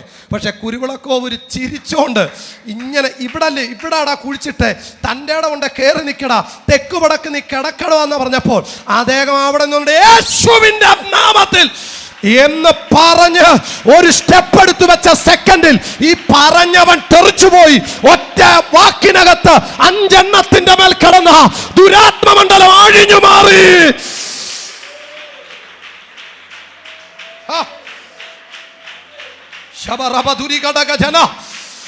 എങ്ങനെ പെന്തക്കോസ് ഇത്രയും വളർന്നത്? അത് ആത്മമണ്ഡലത്തിൽ ശുശ്രൂഷ നടന്നതുകൊണ്ട്.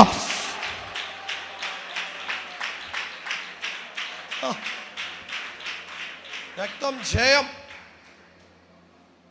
നിങ്ങൾ ചിന്തിക്കുന്ന പോലെ ചുമ്മാതെ കുറെ ചാട്ടവും ബഹളവും അതൊന്നും അല്ല. ഒറ്റ കാലെടുത്ത് വെച്ച് ഒറ്റ പതേ പറഞ്ഞുള്ള അദ്ദേഹം യേശുവിൻ്റെ നാമത്തിൽ പറഞ്ഞവൻ തെറിച്ച്. ഒറ്റ വാക്കിനകത്ത് 1.5 ദിവസം ഇരുന്ന് പ്രാർത്ഥിച്ചില്ല, പായിട്ട് പ്രാർത്ഥിച്ചില്ല. മനസ്സിലാവുന്നോ? ഉപവാസം ഇരുന്നില്ല, പായിട്ട് പ്രാർത്ഥിച്ചില്ല. ഒറ്റ പദത്തിനകത്ത് 5 എണ്ണത്തെ പൂട്ടിയ ചങ്ങല അന്ന് അഴിഞ്ഞു. നിങ്ങൾക്കറിയാവോ, ഇന്ന് പകലിൽ ഞാൻ റാഫ ചർച്ചിൽ നിന്ന് വിളിച്ചു പറയുകയാ, നിനക്ക് പ്രാർത്ഥനയുടെ അവസാനം പറയാനുള്ള ഒരു പദമല്ല യേശുവിന്റെ നാമം, അതൊരു സമ്പത്താ.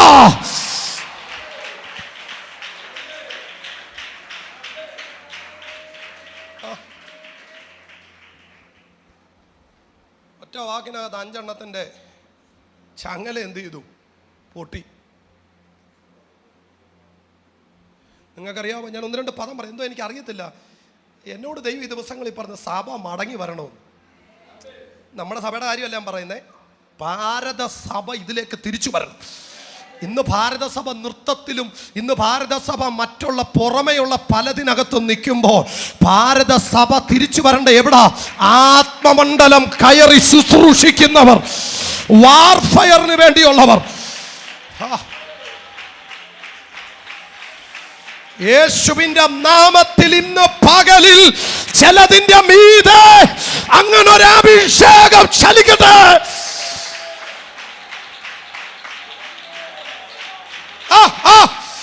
യേശുവിന്റെ നാമത്തിൽ ചിലതിന്റെ മേൽ കത്തട്ടെ.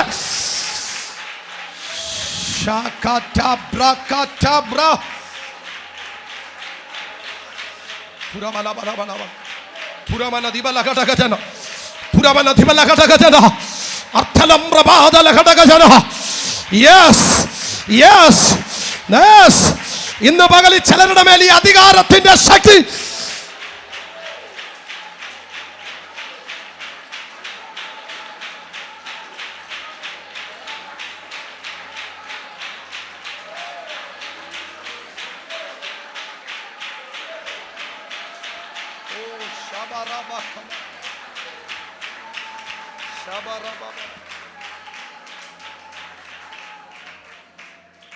ഒരിക്കൽ മേരി കൗരമ്മച്ചിയുടെ വീട്ടിൽ വെച്ചൊരു പ്രാർത്ഥന നടന്നുകൊണ്ടിരിക്കുമ്പോൾ വീട്ടിൽ ഭർത്താവ് അറിയാതൊരു അമ്മച്ചി ആ പ്രാർത്ഥനയ്ക്ക് വരുമായിരുന്നു. ഭാഷ അവിടെ പോയിട്ടുണ്ട്, കണ്ടിട്ടുണ്ടോ? അവിടെ തിരുവല്ലയ്ക്കടുത്താ.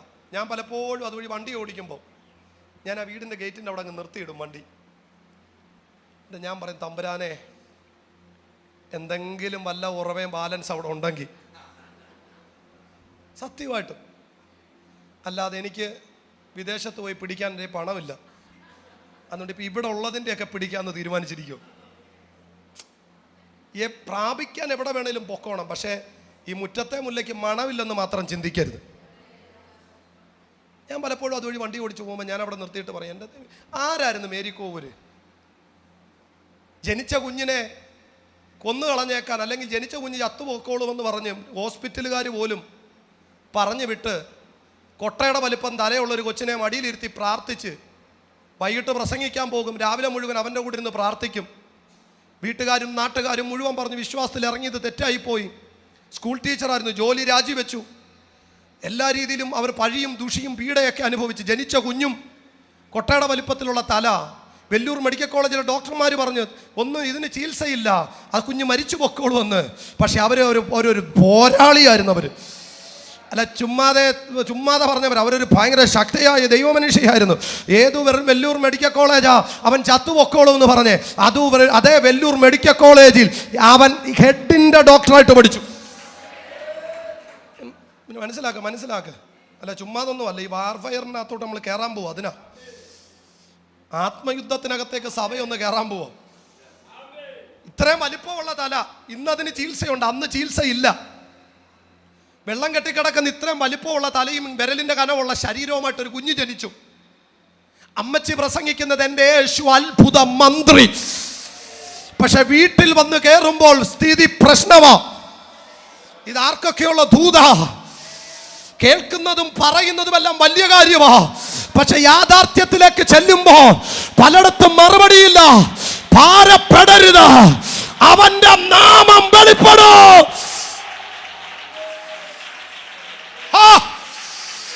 റിയാലിറ്റിയിലേക്ക് തിരിച്ചു പോ.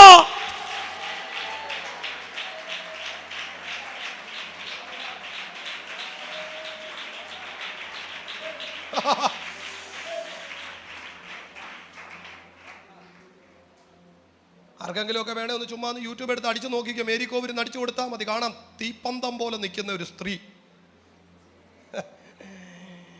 വൈകിട്ട് അവർ പ്രസംഗിക്കും എൻ്റെ യേശു അത്ഭുത മന്ത്രി, എൻ്റെ യേശു സമാധാന പ്രഭു, എൻ്റെ യേശു സൗഖ്യദായകൻ. പക്ഷെ രാത്രി വീട്ടിൽ വരുമ്പോൾ കൊട്ടയുടെ വലിപ്പമുള്ള കൊച്ചിൻ്റെ തല കാണണം. ഓരോ ദിവസവും തലയെടുത്ത് മടിയിലോട്ട് വെച്ചിട്ട് ഇങ്ങനെ തലയിൽ തിരുമിയിട്ട് പറയും എൻ്റെ യേശു അത്ഭുത മന്ത്രി.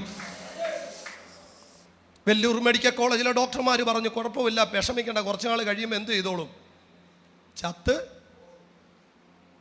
അതേ വെല്ലൂർ മെഡിക്കൽ കോളേജിൽ അവൻ ഡോക്ടറായിട്ട് പഠിച്ചു. നിങ്ങൾ എൻ്റെ കൂടെ ഇല്ല. എന്തിനകത്താണോ പിശാചു മേരി കോവൂരിനെതിരെ ചോദ്യം കൊണ്ടുവന്നത്, അതേ തലയോടുള്ള ബന്ധത്തിൽ അവൻ ഡോക്ടറായി. അദ്ദേഹത്തിന്റെ പേരായിരുന്നു ജോർജ് കോവൂർ എന്ന് പറയുന്നത്. ഇന്ന് ഞാൻ ഇതിനകത്തിരിക്കുന്ന ചിലതിനോട് പറയാ, നീ ഇവിടെ കാണുന്നതിനൊന്നും ആമേൻ പറയരുത്, പക്ഷെ ആത്മമണ്ഡലത്തിൽ കാണുന്നതിന് ആമേൻ പറയണം.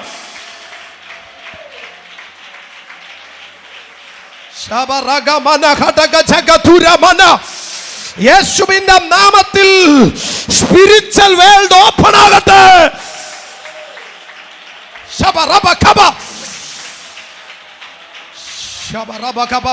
എല്ലാവർക്കും ഇത് തിരിച്ചറിയാൻ പറ്റുന്നോന്ന് എനിക്കറിയില്ല. എത്ര പേര് ഇത് ക്യാച്ച് ചെയ്യുമെന്ന് എനിക്കറിയില്ല. ആ പ്രവാചകന്റെ ശിഷ്യന് കണ്ണു തുറന്നതുപോലെ റാഫ ചർച്ചിൽ സ്പിരിച്വൽ വേൾഡിനെ കാണാൻ ചിലതിന്റെ കണ്ണു തുറക്കട്ടെ.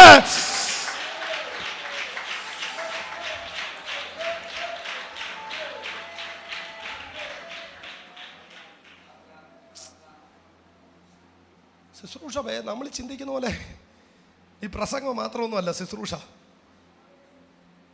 ഒരു അമ്മച്ചി ജോർജ് കോവൂരിൻ്റെ അടുക്ക മേരിക്കോവൂർ അമ്മച്ചിയുടെ വീട്ടിൽ വെച്ച് പ്രാർത്ഥനയുണ്ടായിരുന്നു. ഒന്ന് രണ്ട് സംഗതികൾ പറഞ്ഞ് യേശുവിൻ്റെ നാമം യേശുവിൻ്റെ നാമത്തിന് 3 സ്വഭാവമില്ല, അത് പറഞ്ഞു.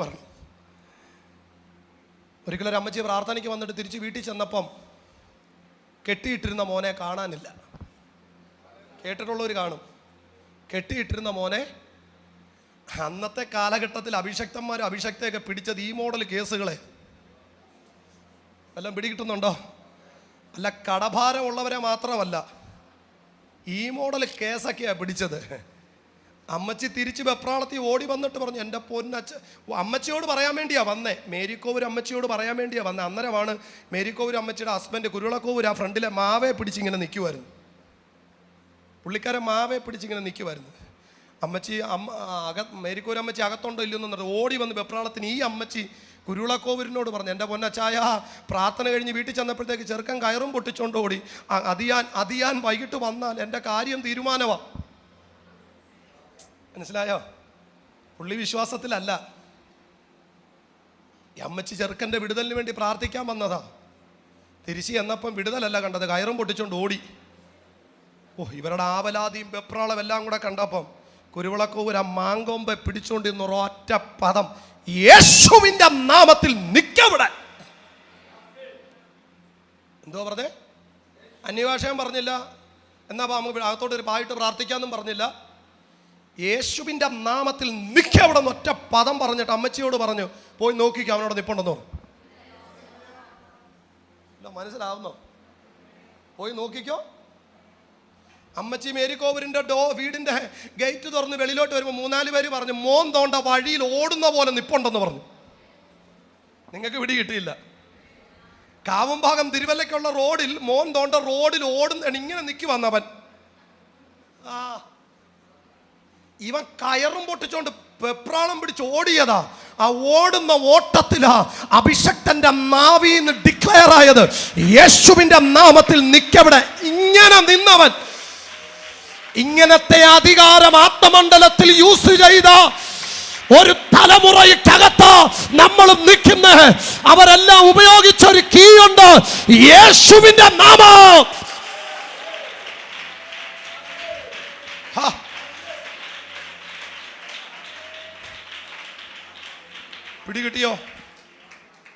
പിടികിട്ടിയോ? പോയി അന്വേഷിച്ചോ ഉള്ളതാണോ എന്ന്. ആൾക്കാർ നോക്കിയപ്പോൾ കാണാം ഒരുത്തെല്ലാം റോഡിനകത്ത് ഇങ്ങനെ നിൽക്കുമോ. ഓടിക്കൊണ്ടിരുന്നതാ. ഈ ഓടിയ സമയത്ത് ഈ വേർഡ് റിലീസായി. സ്പോട്ടിൽ അവിടെ ഫെവിക്കോൾ കൊണ്ട് ഒട്ടിക്കുന്ന പോലെ അവിടെ നിന്നു. നീ കാണുന്നതല്ല ആത്മതലം. ഒരു കയ്യടി 4 പാട്ടിനകത്തൊന്നും നിന്റെ ക്രിസ്തീയ ജീവിതം ഒതുക്കരുത്. ഒരു പ്രസംഗത്തിനകത്തുണ്ടാകുന്ന 4 പേര് തെറിക്കുന്നതിനകത്ത് എൻ്റെ ആത്മീയ ജീവിതം ഒതുക്കാൻ ഞാൻ റെഡിയല്ല.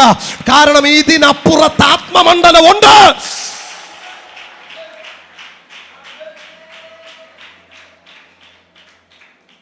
അഭിഷക്തനെ, പാട്ട് പാടുമ്പോൾ 4 പേര് ആത്മാവിലാകുന്നതിനകത്ത് ഒതുക്കരുത് നിങ്ങളുടെ ജീവിതം. നീ പാടുമ്പോൾ അശുദ്ധ ശക്തികൾ ഇളകണം. നീ പ്രസംഗിക്കുമ്പോൾ അശുദ്ധ ശക്തികൾ ഇളകണം. സാന്നിധ്യമുള്ളിടത്ത് ഒരു ശക്തിക്ക് ഇരിക്കാൻ പറ്റരുത്.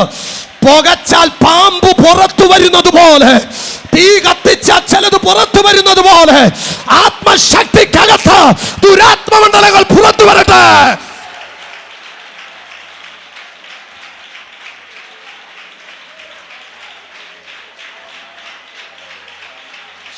കര കര കര കര റബക്കന തിരപ്പന കര കല. ഓ,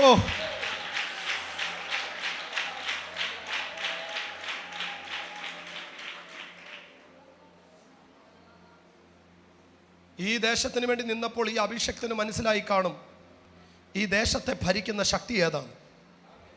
ആ ശക്തിയെ തിരിച്ചറിഞ്ഞതുകൊണ്ട് ഇത്രയും ജനം ഇവിടെ ഇരിക്കുന്നു. അല്ല ശുശ്രൂഷ, ഞാൻ തുറന്നു പറയാം, 16 വർഷം പെന്തക്കോസിനകത്ത് പ്രസംഗിച്ച ആളാണ് ഞാൻ. പക്ഷെ ഇന്ന് ഞാൻ പറയും, ഇതിനു മുൻപും ഞാൻ പറഞ്ഞിട്ട് എൻ്റെ മെസ്സേജ് നിങ്ങൾ കേട്ടിട്ടുള്ളവർ, ഞാനിപ്പോൾ 4 പേര് തെറിക്കുന്നതിനകത്തങ്ങു അസ്വസ്ഥന. കാരണം എനിക്ക് മനസ്സിലായി 4 പേര് തെറിച്ചിട്ടൊന്നും കാര്യമില്ല. കാരണം സാന്നിധ്യം വന്നപ്പം പ്ലാവിൻ്റെ മണ്ടയിൽ കയറിയവൻ പിറ്റേ വർഷം ആനയുടെ പുറത്ത് ഇരിക്കുന്ന ഞാൻ കണ്ടതാണ്. മനസ്സിലായില്ല? സത്യ. പക്ഷേ ഈ മാങ്ങാനത്തം കണ്ടൊരു മീറ്റിങ്ങിനകത്ത് സാന്നിധ്യം വന്നപ്പോൾ അവൻ പിടിച്ചു നിൽക്കാൻ പറ്റാത്തതുകൊണ്ട് പ്ലാവിൻ്റെ തുമ്പത്ത് വരെ കയറിപ്പോയി. 3 വർഷം കഴിഞ്ഞപ്പം കരവാളൂരെ ഒരു മെയിൻ ഒരു ഡിനോമിനേഷൻ ബേസ്ഡായിട്ടുള്ള ഒരു ഇതിനകത്ത് അവൻ ആനയുടെ പുറത്ത് നെറ്റിപ്പട്ടവും പിടിച്ചുകൊണ്ടിരിക്കുന്നത് ഞാൻ കണ്ട്.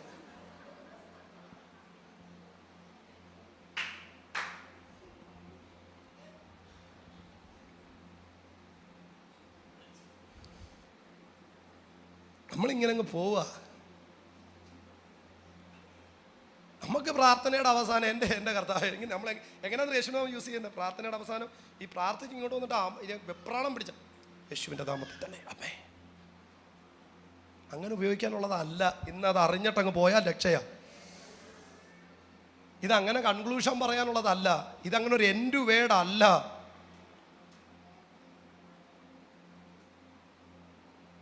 ഇത് സമ്പത്താ.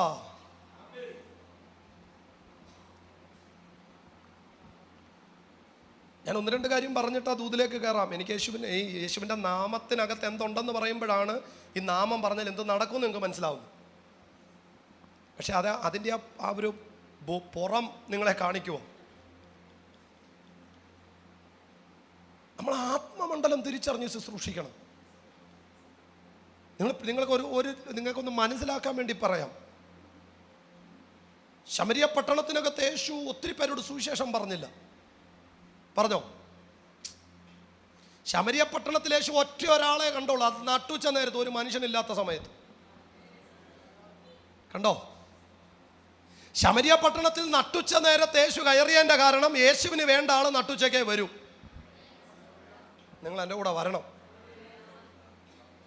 യേശു രാവിലെ കയറിയാൽ രാവിലെ വരുന്നത് വേറെ ആൾക്കാരാണ്, വൈകിട്ട് കയറിയാൽ വൈകുന്നേരം വരുന്നത്. കാരണം ബൈബിൾ പഠിക്കണം. അതുകൊണ്ടാണ് പറഞ്ഞത് പഴയ നിയമം കൂടെ പഠിച്ചാലേ പുതിയ നിയമത്തിൻ്റെ വെളിപ്പാട് കിട്ടും. രാവിലെ വെള്ളം കോരാൻ വരുന്നത് വീട്ടിലെ ആവശ്യത്തിന്, വൈകിട്ട് വെള്ളം കോരാൻ വരുന്നത് മൃഗങ്ങളുടെ ആവശ്യത്തിന്. നിങ്ങൾ എൻ്റെ കൂടെ ഇല്ല. അതുകൊണ്ടാണ് അബ്രഹാമിൻ്റെ ദാസൻ കിണറിൻ്റെ വക്കത്ത് വെയിലാറിയ സമയത്താണ് ചെന്നത്. യാക്കോബ് കിണറിൻ്റെ വക്കത്ത് ചെന്നത് വെയിലാറിയ സമയത്താണ്. രാവിലെ വരുന്നത് വീടിൻ്റെ ആവശ്യം, വൈകിട്ട് വരുന്നത് ആടുകളുടെയും മാടുകളുടെയും ആവശ്യം. നട്ടുച്ച നേരത്ത് വരുന്നവർ തമ്പുരാൻ അറിയാതെ അങ്ങനെയുള്ള ആവശ്യമല്ല. നിങ്ങൾ എൻ്റെ കൂടെ ഇല്ല. ഇനി കർത്താവ് ശമരിയ പട്ടണത്തിലോട്ട് കയറി ചുമ്മാതെ കയറിയതല്ല, പട്ടണത്തിൻ്റെ സ്പിരിറ്റിനെ സെൻസ് ചെയ്തിട്ടാണ് കയറിയത്. എല്ലാം പിടികിട്ടുന്നുണ്ടോ? ചുമ്മാതൊരു ദേശത്ത് പോയി കൊടിയടിച്ചാലൊന്നും സഭ വളരത്തില്ല. ചുമ്മാതൊരു ദേശത്ത് ആരെങ്കിലും എന്ന് എന്തെങ്കിലും കുത്തിയാൽ സഭ വളരത്തില്ല. ദേശവാറിഞ്ഞടിച്ചാൽ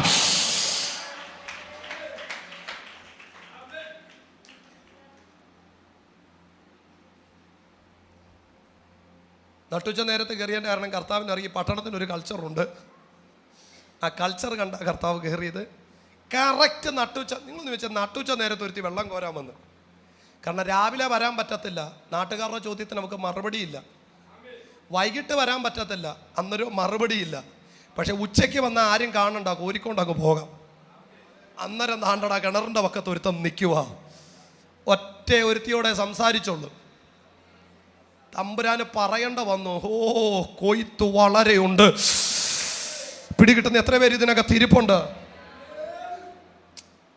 പൗലോസ് മാൾട്ടക്കകത്തോട്ട് ചെന്ന് കയറി. എവിടാ? Malta, Melita. എത്രയോ പേര് വിറക് പെറുക്കി ചൂട് കായാൻ, പക്ഷെ പൗലോസ് പെറുക്കിയപ്പോൾ ഒരു സംഭവം ഇങ്ങനെ ചാടി. നിങ്ങൾ ശ്രദ്ധിക്കണേ.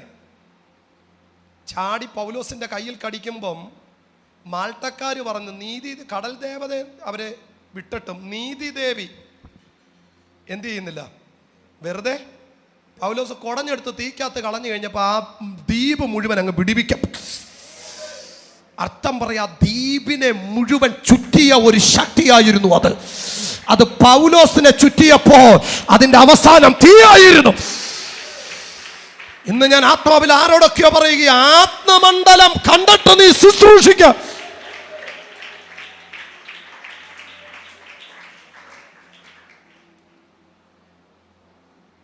ഒരിക്കൽ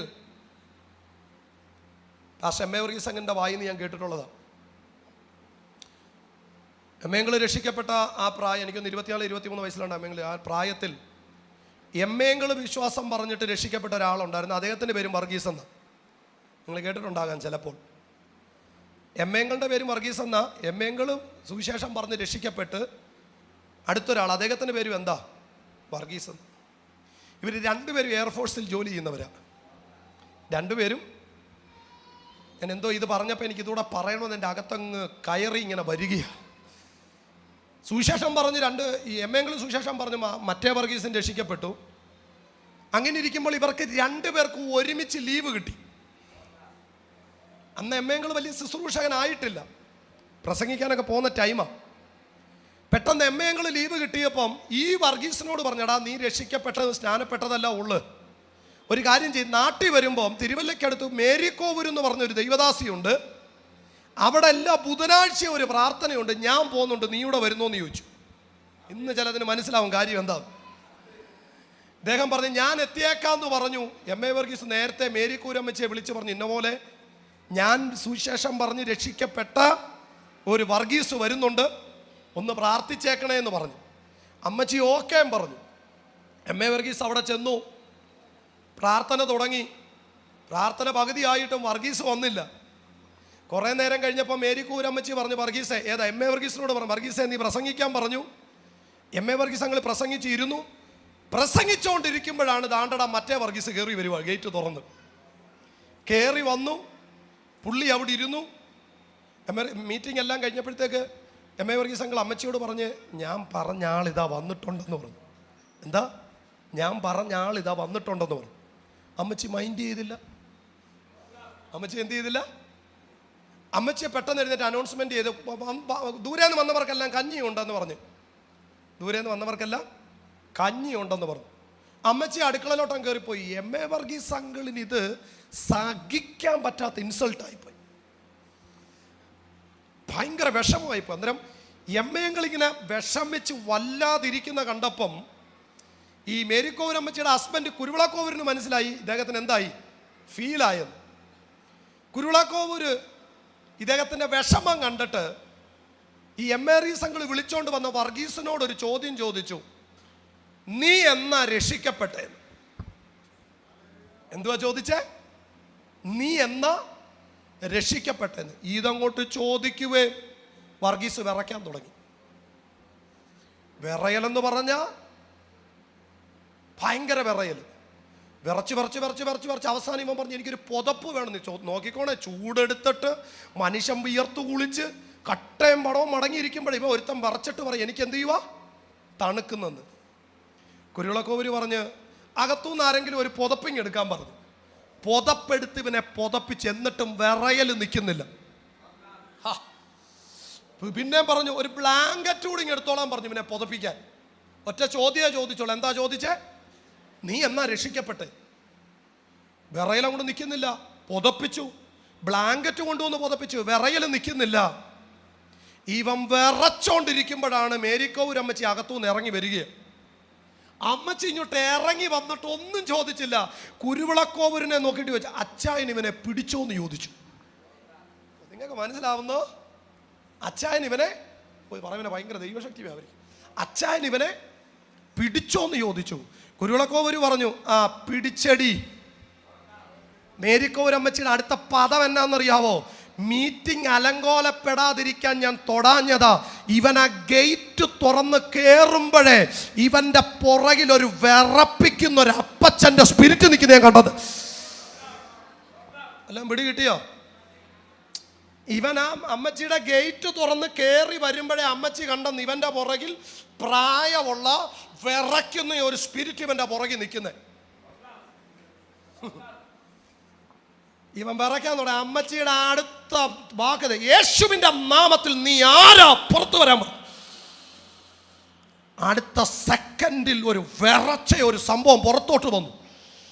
ആ വിറച്ച സംഭവം പുറത്തോട്ട് വന്നിട്ട് ആദ്യത്തെ പദം എന്നാന്നറിയാവോ? ഇവന്റെ ചേട്ടനെ 26 വയസ്സും 14 ദിവസവും ഉള്ളപ്പോൾ വെള്ളത്തിൽ മുക്കിക്കൊന്നത് ഞാനാ. ഇത് തിരിച്ചറിയണം.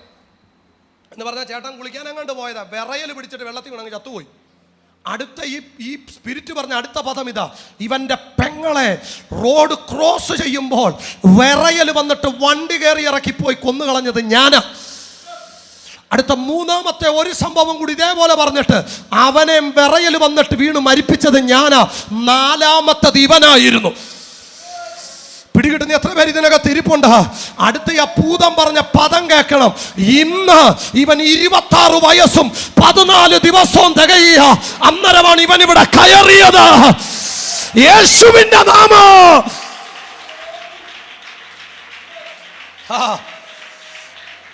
നീ ആത്മമണ്ഡലത്തിൽ കണ്ട് ശുശ്രൂഷിച്ച കൂട്ടത്തോടെ ജനം വിടുവിക്കപ്പെടാൻ പോകുക. എന്നോട് പരിശുദ്ധാത്മാവ് പറയുന്നു, ഭാരതം ഇതുവരെ കണ്ടിട്ടില്ലാത്ത, നിഷേധിക്കാൻ പറ്റാത്ത, എതിർക്കാൻ പറ്റാത്ത അത്ഭുതങ്ങൾ നടക്കാൻ പോകുക.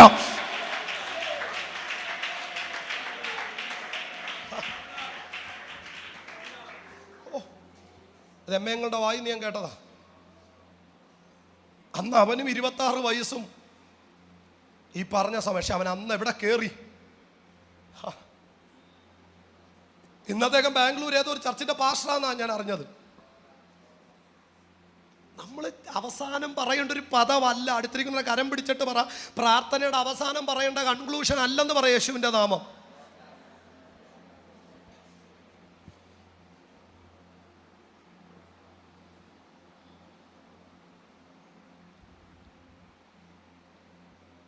അവരുടെ എല്ലാം ആയുധം എന്നായിരുന്നെന്നറിയാവോ?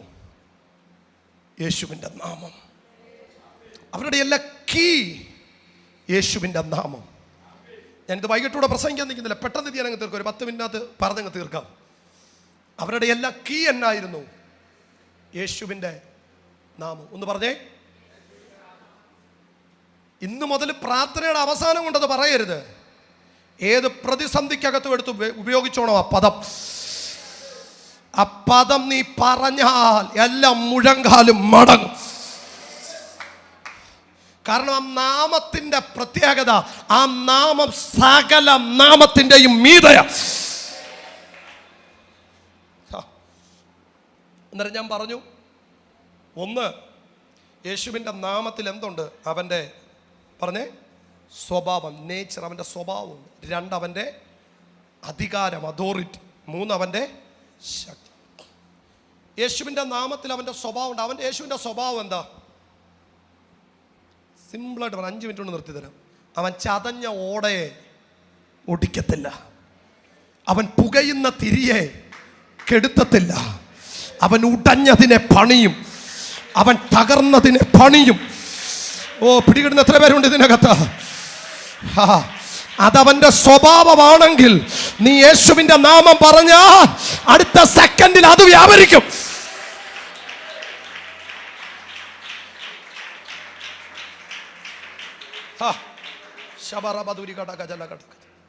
എന്താ യേശുവിന്റെ സ്വഭാവം? ചതഞ്ഞ ഓടയെ, അതാണ് ഏറ്റവും ഇമ്പോർട്ടൻ്റ്. ചതഞ്ഞ ഓടയെ എന്ത് ചെയ്യത്തില്ല? ഒടിക്കത്തില്ല. പുകയുന്ന തിരിയെ എന്ത് ചെയ്യത്തില്ല? ചതഞ്ഞ ഓടയെ ഞാൻ പറയട്ടെ, ഒറ്റ വാക്കി പറയാം. ഒരു ചതഞ്ഞ ഓട ഒരിക്കൽ ഒരു കൂട്ടം ആൾക്കാർ ഒരു പിടി കല്ലുമായി ഒരു ചതഞ്ഞ ഓടയെ കൊണ്ട് കർത്താവിൻ്റെ മുമ്പിൽ നിർത്തി. കർത്താവ് പറഞ്ഞു, ഇല്ല, ഒടിക്കത്തില്ല. ചതഞ്ഞതിനെ ഒടിച്ച ചരിത്രം എനിക്കത്തില്ല. ഒരു പുകയുന്ന തിരി ഗന്നസരത്ത് തടാകത്തിന്റെ കരയിൽ വെള്ളത്തിൽ നിന്ന് മീനെ പിടിച്ചോണ്ടിരിക്കുമ്പോൾ തമ്പുരാൻ പറഞ്ഞു, പുകയണ്ട തിരിയല്ല, നീ തെളിയണ്ട തിരിയാ.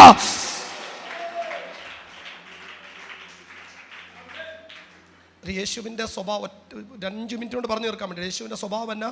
ചതഞ്ഞതിനെ ഒടിക്കത്തില്ല, പുകയുന്നതിനെ കെടുത്തത്തില്ല.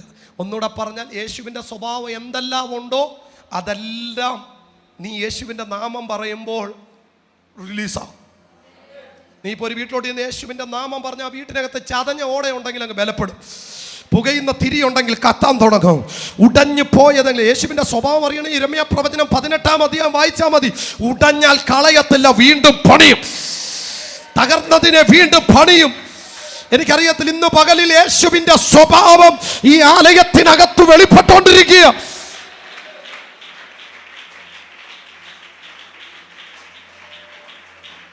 നിങ്ങൾ വീട്ടിൽ പോയി ധ്യാനിക്കണം, ചിന്തിക്കണം. യേശുവിൻ്റെ സ്വഭാവം ഞാൻ പറഞ്ഞു. നീ യേശുവിൻ്റെ അധികാരം എന്നാ? പെട്ടെന്ന് പറയാനല്ല, ഇത് വിശദീകരിച്ച് പ്രസംഗിക്കണം. യേശുവിൻ്റെ അധികാരം എന്നാ?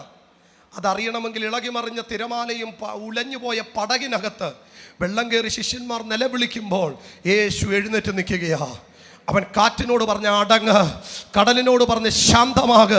അടുത്ത സെക്കൻഡിൽ കാറ്റും കടലും. അധികാരം പ്രകൃതിയുടെ മേല, സ്വഭാവം മനുഷ്യന്റെ മേല. കിട്ടിയാലേ സ്തുതിക്കാൻ പറ്റത്തുള്ളൂ. അധികാരം എവിടാ? പ്രകൃതിയുടെ മേല.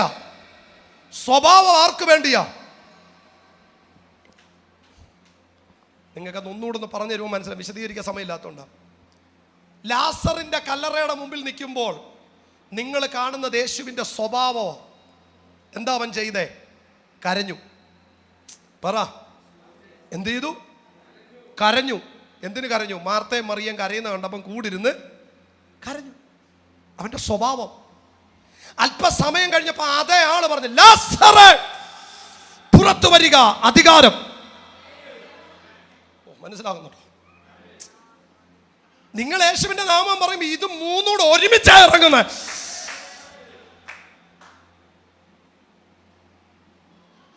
ഇനി ഒന്നുകൂടെ പറയാം നിങ്ങളുടെ അകം കത്താൻ. കല്ലറയുടെ മുമ്പിൽ കരഞ്ഞവൻ മനുഷ്യപുത്രൻ. അതേ കല്ലറയ്ക്ക് മുമ്പിൽ കൽപ്പിക്കുന്നവൻ ദൈവപുത്രൻ.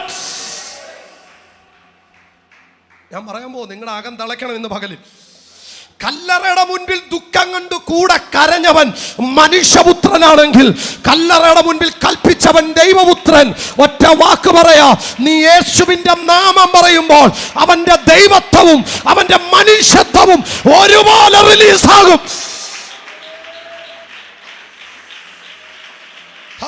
പിടികിട്ടിയാൽ സ്തുതിക്കാൻ പറ്റും. ഇന്നു മുതൽ വിശ്വസിച്ചു പറ, ചിലത് സംഭവിക്കാൻ പോകുകയാ, ചിലത് നിന്റെ കയ്യിൽ കൂടെ നടക്കാൻ പോകുകയാ.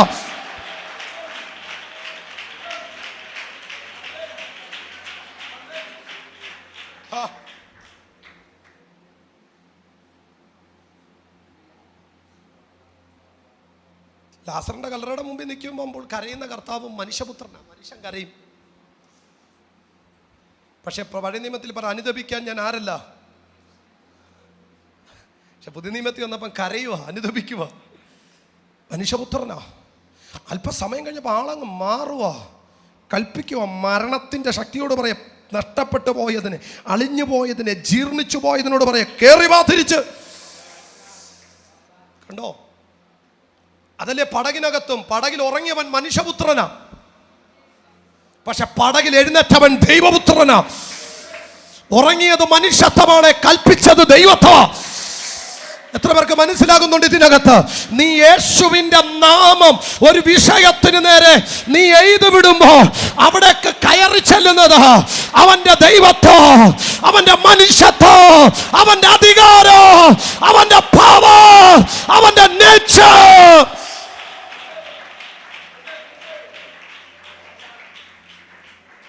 ഇതറിഞ്ഞിന്ന് മുതലൊന്ന് പ്രാർത്ഥിച്ചു നോക്ക്. എഴുന്നേറ്റ് നട ദൈവസന്നിധി. ഇതറിഞ്ഞിന്ന് മുതലൊന്ന് പ്രാർത്ഥിക്കണം. അതുകൊണ്ടാ പറഞ്ഞേ, നിങ്ങൾ എൻ്റെ നാമം പറയുമ്പോൾ എന്ത് പുറത്തു പോകും? ഭൂതം. നിങ്ങൾ എൻ്റെ നാമം നിമിത്തം ആണലികളെ സാർപ്പത്തേക്ക് എന്ത് ചെയ്യും? നമ്മൾ സത്യത്തിൽ ഇത് തിരിച്ചറിയാം. നിങ്ങൾ ഇനി യേശുവിൻ്റെ നാമം എന്ന് പറയുമ്പോൾ നിങ്ങളുടെ അകത്ത് വരും, അധികാരം വെളിപ്പെടും. ചുമ്മാതെ പോയി പറയുമല്ല, ചുമ്മാതെ ഒരു വീട്ടിൽ കയറിയും പറയുമല്ലോ. നീ പറയുമ്പോൾ, ഇന്ന് മുതൽ പറയുമ്പം അത് വിശദീകരിക്കാൻ എന്നെ ഏൽപ്പിച്ച സമയത്ത് നിർത്തണമെന്ന് എനിക്ക് ആഗ്രഹമുണ്ട്. പാസ്റ്റർ പൊക്കോളാൻ പറഞ്ഞെങ്കിലും വൈകിട്ട് നമുക്ക് ആരാധന ഉള്ളത് കൊണ്ട് ഇന്ന് മുതൽ യേശുവിൻ്റെ നാമം പറയുമ്പോൾ നിങ്ങൾ ഇന്നലെ വരെ സത്യം പറയണം. പ്രാർത്ഥനയുടെ അവസാനം അല്ലേ? അതിനപ്പുറം എനിക്ക് തോന്നുന്നില്ല പലർക്കും അതിനപ്പുറം അതിനകത്ത് ഇങ്ങനെയൊക്കെ. പക്ഷെ ഇന്നറി അത് പറയുമ്പോൾ എന്ത് വരും? ശക്തി. നിങ്ങളിപ്പോൾ ഒരു തകർന്ന വീട്ടിനകത്തോട്ട് ചെന്നിട്ട് യേശുവിൻ്റെ നാമം പറയുമ്പോൾ ആ തകർന്ന വീടിനകത്തെ പണിയുന്നവൻ്റെ സ്വഭാവം വെളിപ്പെട്ടു. ഒരു വ്യക്തിയുടെ മുൻപിലേക്ക് അപ്പോസ്തലന്മാർ ഏറ്റവും കൂടുതൽ ഉപയോഗിച്ച പദം അതാ. നിങ്ങൾ ശ്രദ്ധിച്ചാൽ മതി. അപ്പോസ്തലന്മാർ ഏറ്റവും കൂടുതൽ ഉപയോഗിച്ച പദം യേശുവിൻ്റെ നാമം. നമ്മളിന്ന് ഒരുപാട് പേരെ പറ്റി പ്രീച്ച് ചെയ്യുന്നുണ്ട്, പലരെക്കുറിച്ചും പറയുന്നുണ്ട്. പക്ഷേ വളരെ ചുരുക്ക സ്ഥലങ്ങളിൽ മാത്രം യേശുവിൻ്റെ നാമം, യേശുവിനെ കുറിച്ച് പറയുന്നു. പക്ഷെ ഇന്നു മുതൽ നിങ്ങൾ ഒരു കാര്യം അറിയുക, നീ പ്രാർത്ഥനയുടെ അവസാനം പറഞ്ഞത് നിർത്തരുത്. ഒരു കൺക്ലൂഷന്റെ വാക്കായിട്ട് ഇതിനെ കാണരുത്. ഇത് അടുത്ത തലമുറയ്ക്ക് എടുത്തു കൊടുക്കാനുള്ള സമ്പത്താ. എത്ര പേര് തിരിച്ചറിയുന്നുണ്ട് ഇതിനകത്ത്? ഇത് ചില വിഷയത്തിന്റെ പരിഹാരമാ. ഇതൊരു കീയാ. ഉറപ്പുള്ള എത്ര പേര് ഇതിനകത്തുണ്ട്? അവരെ കരങ്ങളൊന്ന് ഉയർത്തിപ്പിടിച്ചാട്ട ദൈവസന്നിധിയിലോട്ട്. എല്ലാ കരങ്ങളും ഒന്ന് ഉയർത്തിപ്പിടിച്ചാട്ട ദൈവസന്നിധിയിലോട്ട്. ഇന്ന് പകൽ തമ്പുരാനോട് പറയും, ഇന്ന് മുതൽ നിങ്ങൾ ഇത് പറയുമ്പോൾ എൻ്റെ യേശുവിൻ്റെ സ്വഭാവം വെളിപ്പെട്ട് വരും. ഉടഞ്ഞു പോയോ അവൻ പണിയും, തകർന്നു പോയോ അവൻ പണിയും. എൻ്റെ യേശുവിൻ്റെ സ്വഭാവം പറഞ്ഞാൽ ഞാൻ ലൂക്കോസിന്റെ സുവിശേഷം 15-ാം അധ്യായത്തിൽ കയറണം. എൻ്റെ യേശുവിൻ്റെ സ്വഭാവം പറഞ്ഞാൽ ഞാൻ യിരെമ്യാവിൻ്റെ പ്രവചനം 18 പ്രവചനത്തിൽ കയറണം, 18-ാം അധ്യായത്തിൽ. കാരണം യേശുവിൻ്റെ സ്വഭാവം അറിയണമെങ്കിൽ അവൻ 99 വിട്ടിട്ട് 1 വേണ്ടി പോയി കളയും. അവൻ 9 ഉള്ളപ്പോഴും 1 തിരയും.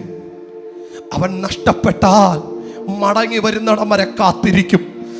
കണ്ടു കഴിഞ്ഞാൽ ഓടിച്ചെല്ലും, കെട്ടിപ്പിടിക്കും, വാരിപ്പുണരും. അതവന്റെ സ്വഭാവമാ. പക്ഷെ അവന്റെ അധികാരം അതല്ല. അവന്റെ അധികാരം അവൻ എഴുന്നേറ്റ് നിന്നാൽ കാറ്റടങ്ങും, കടലടങ്ങും, പ്രകൃതി ശമിക്കും. ഇതെല്ലാം ഒറ്റ വേടിൽ സംഭവിക്കും. എല്ലാ കണ്ണുകളും അടച്ച് കരങ്ങൾ സ്വർഗത്തിലേക്ക് ഉയർത്തിയാട്ട്. എല്ലാ കണ്ണുകളും അടച്ച് കരങ്ങൾ സ്വർഗത്തിലേക്ക് ഉയർത്തിയാട്ട്. ശബറബ കറ്റ ബ്രക്കറ്റ